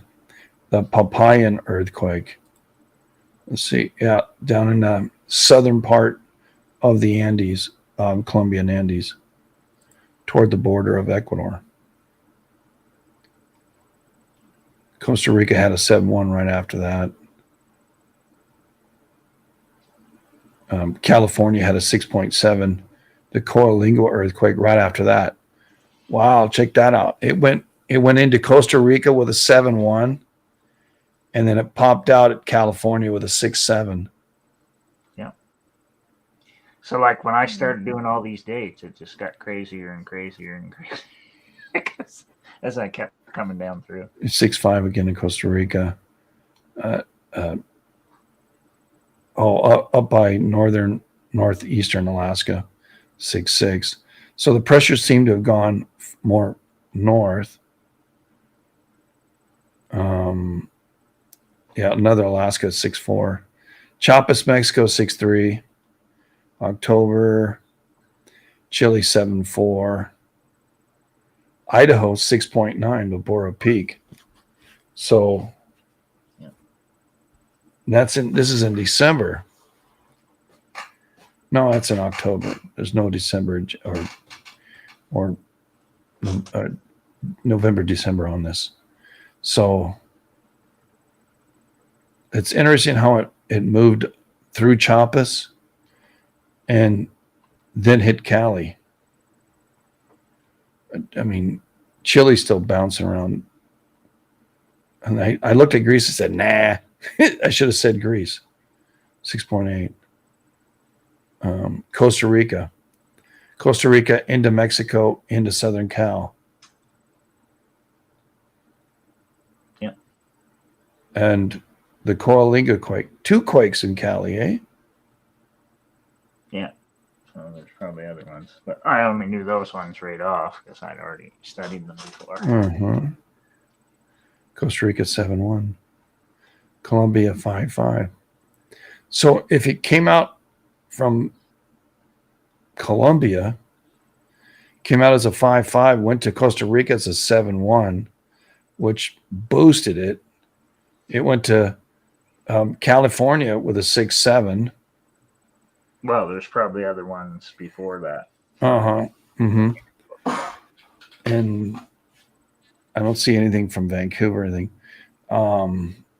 But Chiapas, 6.3. And then Idaho popped with a 6.9. So it's crazy. you can see the line. You can trace it from Colombia to Costa Rica or Panama to central Mexico, into the Mexican-California border, or it pushes out in even as far as Idaho. And then we did have some activity in the park as well. Interesting how those things can produce over time. And then, yeah, I mean, shoot, 2 huge quakes, California and Idaho, that's another connection, it seems. And we've been saying that the last few times we've been doing this, trying to say, Oh yeah, you're going to find it when we get down farther too. okay, we're in what year now? We're jumping to 1987, and we've already talked about 87 before. Okay. That was California, but this quake was March 5th and 6th. It must have been close to the border because it says Ecuador, 1987, Ecuador, Colombia quake. Chaco, 6-0. Yeah, and they say 6.0 to 7.0. In January. Well, the ones they're given is March 5th and 6th. Okay. And the East Pacific Rise also did a 6 in January. Yep. All right. And so there's now one connection. Remember all our quakes in California in 87? We had Whittier. We had Superstition Hills, Elmore Ranch down there. It stops for me on February. It doesn't show me anymore, so I don't know what else happened. Yeah, well, we talked about all those ones before when we were doing California quakes on the different faults. So Whittier was in 67. So was Superstition Hills and Elmore Ranch down there at the bottom. Yeah, that's in Brawley area or Borrego Springs again. Yeah. So, or yeah, it's just south of it. Yeah, because it's going to get fun here with the next one. All right, go to the next one, bud. So the next one was 1991, November 19th, the 1991 Chaco quake, 7.2. So this is at the right near the end of 91. Well, we've already studied 1992 before. Well, looking at 91, there's some things that are real interesting. We have a Mexico and we have a Nevada quake, 6.3 and a 4.4. And of course, up in Alaska, it's a higher one. But going into March, going into April, Peru's popping with 6.5, 6.1, 6.3. Yep. Going to May, Alaska, Petersville had a 6.3, Anchorage, so area got damaged. Panama had a 6.2. Yeah, both of those are Alaska and Elderwares. The Mid-Atlantic Ridge popped 6.4 in June. Argentina 6.3. California, Sierra Madre. Oh, that was in 91. Yeah. That's a 5.8. Because that's all our lead into the crazy town in 1992. Right? Because we talked about that before. Right. Because 1992, you had, in April, I think it was, you had all the crazy Mendocino quakes up there, multiple sevens.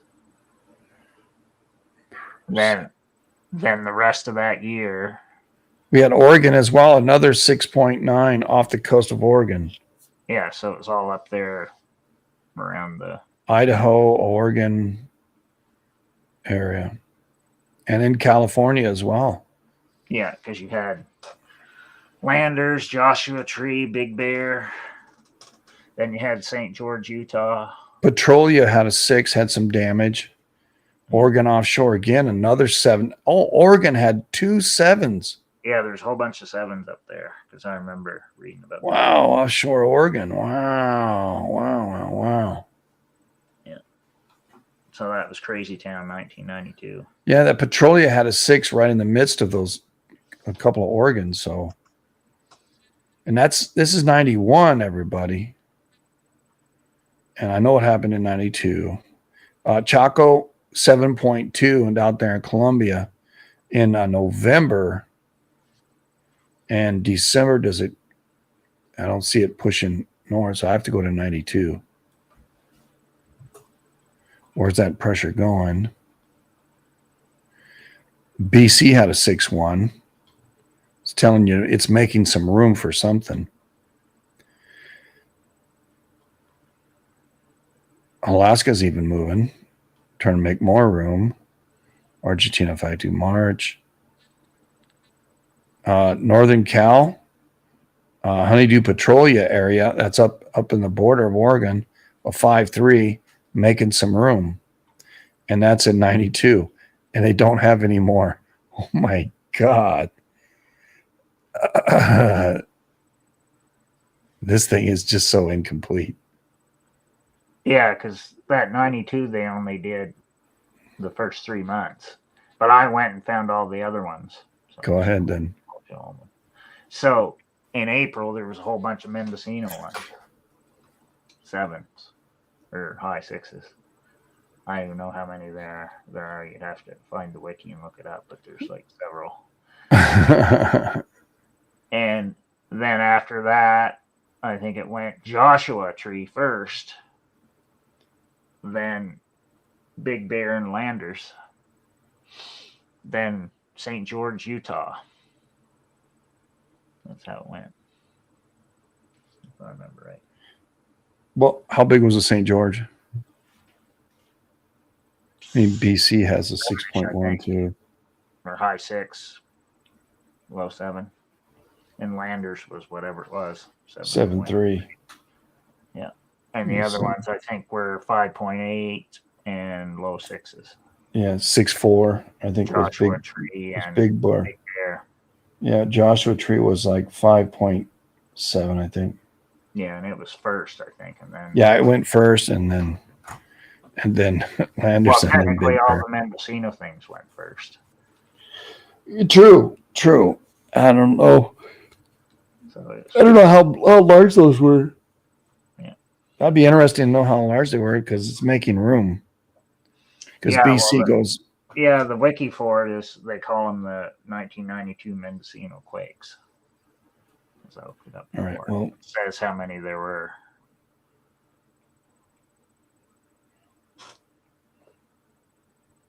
I'm writing it down. All right, go ahead. Go on with what you're presenting. Yeah.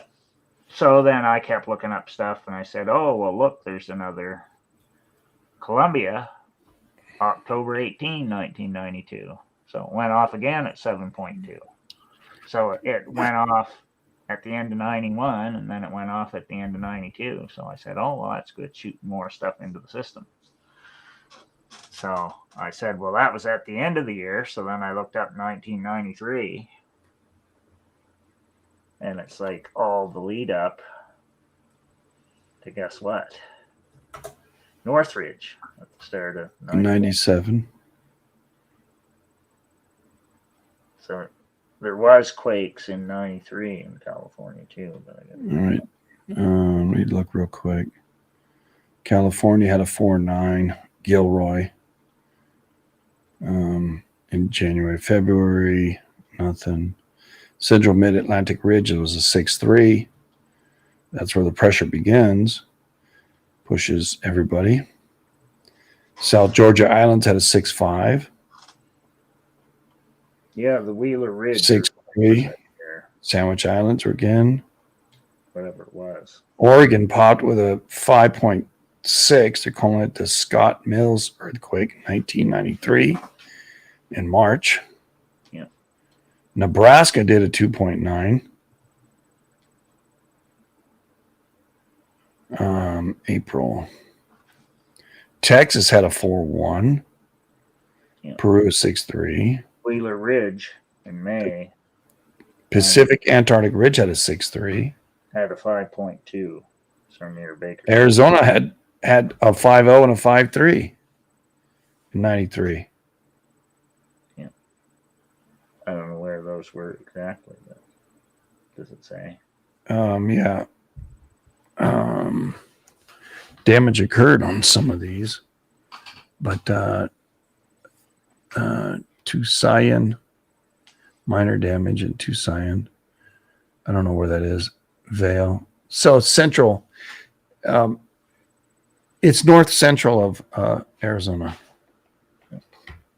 on the Utah border. You remember that other name you said, St. George? Yeah. St. George. Yeah, this is just east of it. Yeah, so that probably would have been aftershocks of the 92 St. George quake. very could have moved, made some room for some stretching. Yeah, it could be. Pennsylvania had a 2.8 the next month. Alaska had a 6.9. Oh my God, Sandpoint. Yeah. Guerrero, Central Guerrero was popping with sixes. Drina Island 6.9. California had a 7.1. Lone Pine. I mean a 6.1. And Lone Pine. So Lone Pine shook back then too. Yeah. Wow. So Now we had crazy- Columbia in 52. We have Columbia in 93. California had a pumpkin center. What the frack pumpkin center is? Kern County. All right. Bakersfield. All right. So get this. Not only do we have movement on the 1872 movement, we also have an 1852 movement, also the 1952 movement, because pumpkin is in Kern Valley, or it's basically in the Tejon movement of the San Andreas. Whereas the other one, Lone Pine, that's on the Owens Valley. So both the 1852, 1872, or 1856, whatever it was, that Tejon one, and it happened again 100 years later in the 19, and the Owens Valley, that's really interesting now. So that happened like immediately too, in the same month. Yeah. Independent on both sides. I think the word pumpkin center is just so to hide this earthquake, because I think it's bullshit. Well, they just changed. You know, the name. and Minnesota comes in with a 4.1, Hawaii with a 4.8. Now we missed a Hawaiian one on the other years, but it was huge. Yeah. Well, and it's all leading to Northridge. right? Okay. Costa Rica 5.8. Easter Island has 6.4. Chile 6.6.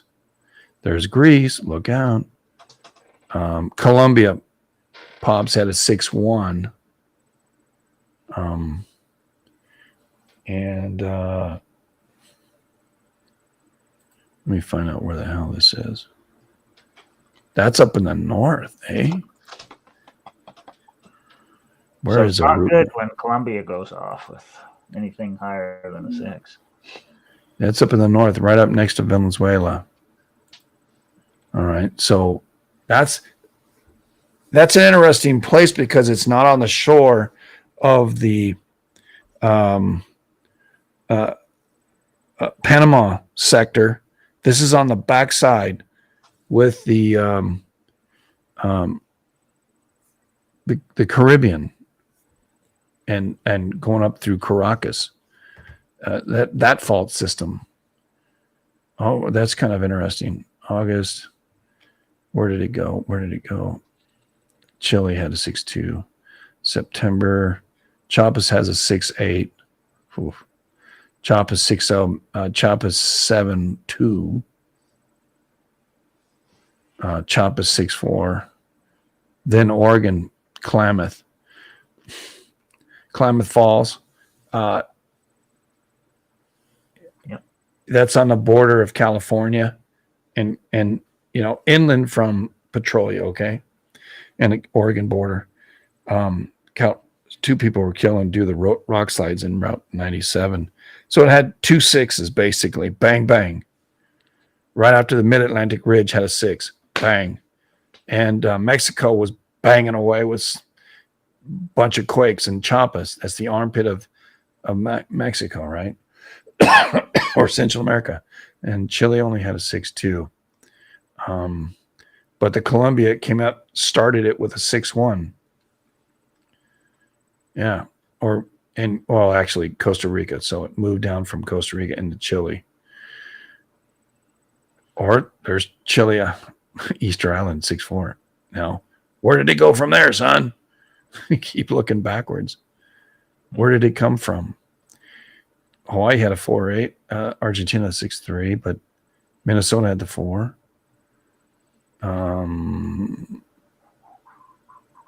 Interesting. Something's pushing North America from the Caribbean side of things, because it even went into Guerrero, Mexico, pretty strong, and Pennsylvania. See, even Pennsylvania got an earthquake, dude. So that's something coming out of the Atlantic. By the Pennsylvania quake today, I think. Did we? Yep. Well, that's interesting too. Texas. Yeah, North America's being pushed. And the Sandwich Islands were hitting pretty hard early on. Nebraska even moved. You know, Oregon's being moved big time. So what the hell? What the hell was doing? Sandwich Islands, bang, bang, bang. Big Sandwich Island, 6.3, 6.3, 6.3. Fortuna, 6.4. I don't know where the hell that is, but anyway. Central Mid-Atlantic Ridge, 6.3. So I think that the Mid-Atlantic is pushing, and it responds in Colombia. Gilroy had a small one. What the hell? Well, I think it's more pushing from the south. Yeah, I agree with you. Smashing Colombia. Yeah, it's the Atlantic pushing up against Venezuela, pushing against Colombia, pushing against Ecuador, pushing against and North Atlantic stuff. Yeah, and we proved that by our first image, right, where it shows the direction of the plates moving. So it's moving northwest out of that whole entire area, and we've shown a connection from that southern part of, or northwestern part of South America. If you look at the NAVCO GPS stuff for South America, it's actually smashing into Central America. Right. And we just kind of showed how that's happening. Yeah, I think like what you brought up there. That was pretty cool. Well, you see it even more once we got to the 92, 93, 94. Yeah, it really started to register a lot more on these quakes. Because Colombia is still acting up. 94. It's all the way to now. Yeah. 95, 96.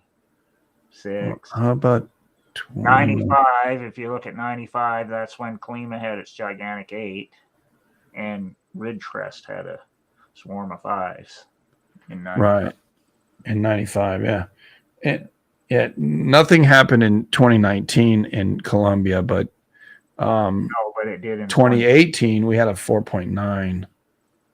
Yeah. So again, what we're trying to establish is the movement of the plates creating these earthquakes. We're kind of show that what's happening.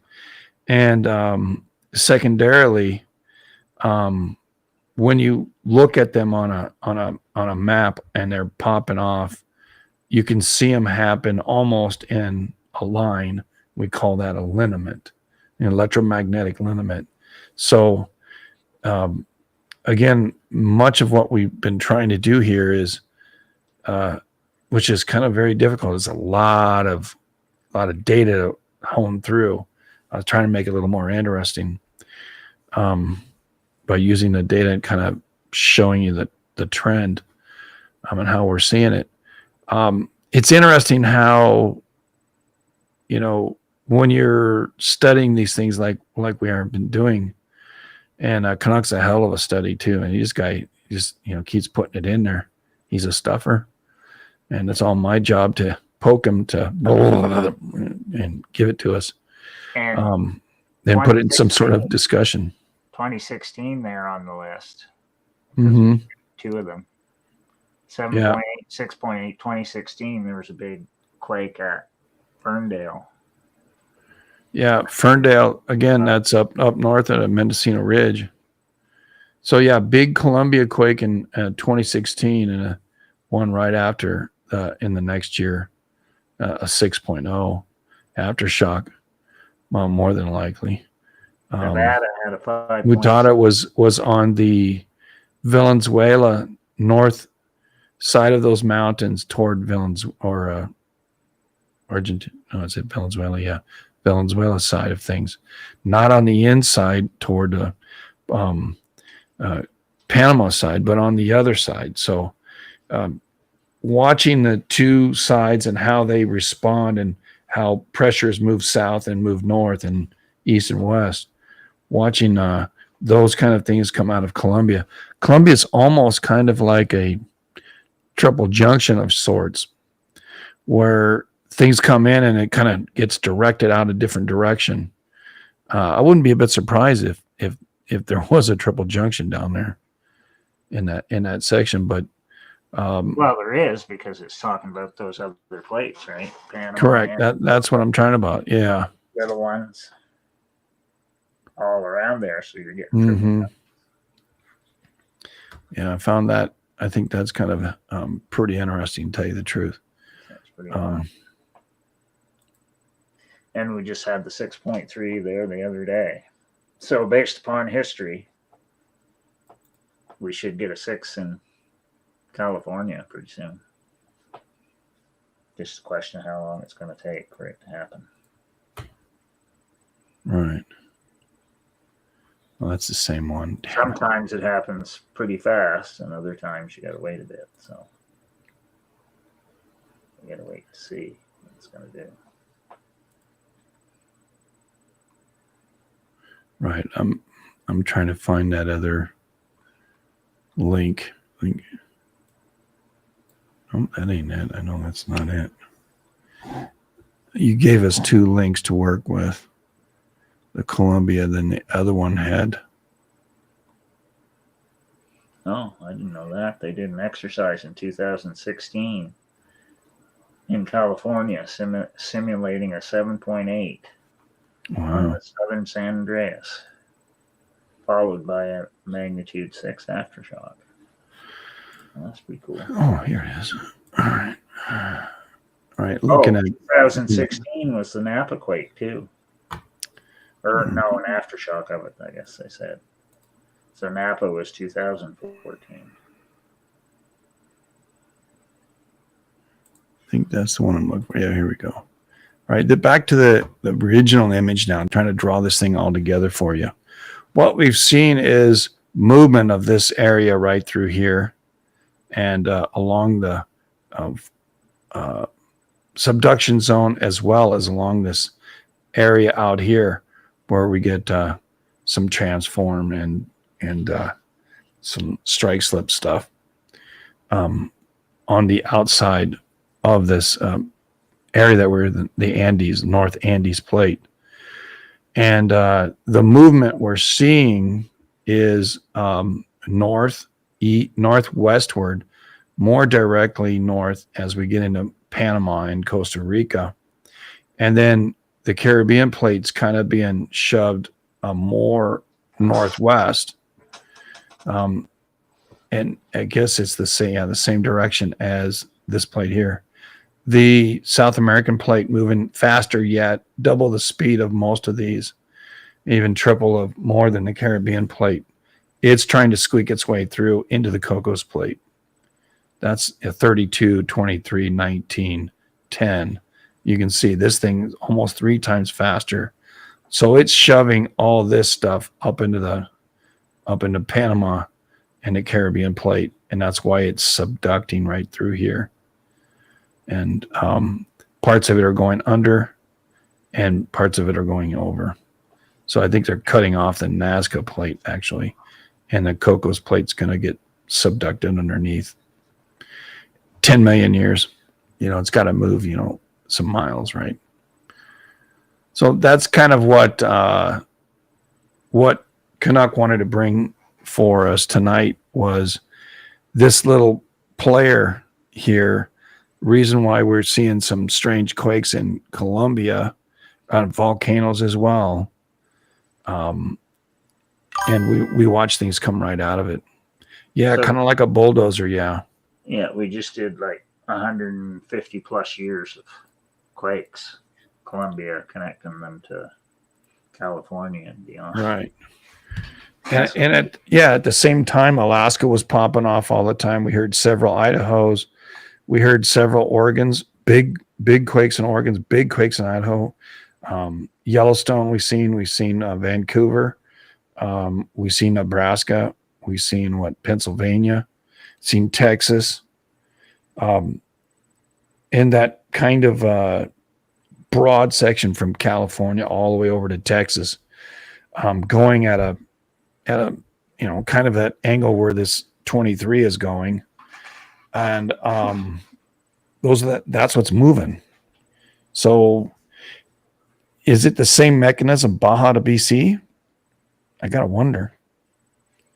Yeah. You know, In other words, I think after something subducts, there's no more tension. You can move a lot faster. And I think the Cocos Plate's being pulled into Central America super fast. But I mean, at a sharp angle. It's not a shallow angle. I think it's at a sharp, because it's super deep. Interesting, bud. This was it kind of adds to our understanding how plates move and how earthquakes travel. Let me see if there's any questions out there for you. Mountain risers quakes. If the ridge starts splitting, it would be catastrophic, meaning the shear from South America would drift away. It's acting like a bulldozer. Yeah, that's all Eden. Is anything anybody has to ask? And then if not, then we'll close this one up. We did 2 hours and 20 minutes so far. 2 hours, 20 minutes. Yeah. So that was a lot of more info. Well, I wanted a little more foundation on some of these. Also, I get really interested in the way. Hold on a second here. The way. Yeah, there we go. I get really interested in the way the movement of the plate happens in earthquakes. I want to see where the pressure is going. Because what it does, the more and more I see it, more and more I go on, I can see where it's coming. Hey, remember that over there? Yep. And so when something happens, we can look at what's happening today and even scale it down to threes and watch that same pressure move through. But not all threes or fours are even shown on USGS. So we have to use some other you tools. Can get a swarm, right, and they're not showing it all. Right. And it's all based on, they have the information. They know it. They just choose not to, for whatever reason. For whatever reason, they say they're not related. But if you dig into what they're doing, that's not really what the experts say, because now they're saying one is related to the other. One responds to big quakes way to the south. Well, that's why it does, because it's all connected. It always has been. So right. Eventually, they're not going to be able to deny it, because the data is overwhelming, and you're seeing all these same lineaments with the satellites as well. Like, they're talking now that the newest satellites are so particular they can look at a fault and see if it moves like a hair. Now they're saying. So it's just ridiculous. And now they say they can see light coming out of them and everything else with the different. Right. Yeah. Electromagnetic pulses coming through them. Yeah. Some of the instruments that are being shown today would blow your minds when you see an earthquake happen. And you can see it, this kind of energy over an area before the earthquake takes place. This electromagnetic energy. And the satellite is collecting all this data. Mm-hmm. Multiple satellites, yeah. Yeah, and so there's people analyzing, but then there's even stuff they haven't even had time to analyze yet. So it's just crazy town. So eventually they're going to figure out how this works in detail, because they're getting better at it all the time. But all I'm trying to do is prove my hypothesis with what it's done in the past. But Yep. so many years of quakes and seeing what it's doing. All right. Well, that'll do it for us tonight. Remember, we have rabbit holes Wednesdays and Saturdays, and we have the morning reports at 9:00 Arizona time. Actually, 8:00 Arizona time. And right now, there's multiple predictions or forecasts from different people. And when the times change, it'll go back to saying that by this 7:00. weekend there's going to be a 6 to 6.5 in SoCal. Yeah, in some predictors, yeah. But thanks, Canuck. You've been a great, enjoyable night. Other than the crap we started with, but it seems to be par. I don't know what the hell's going on with Twitch. Just it craps out, and it's not the 48-hour thing because I already did it. But hey, whatever. Love you, brother. Thank you, and have a good evening. Good night, everybody. I'm gonna play this this jam. Oh yeah.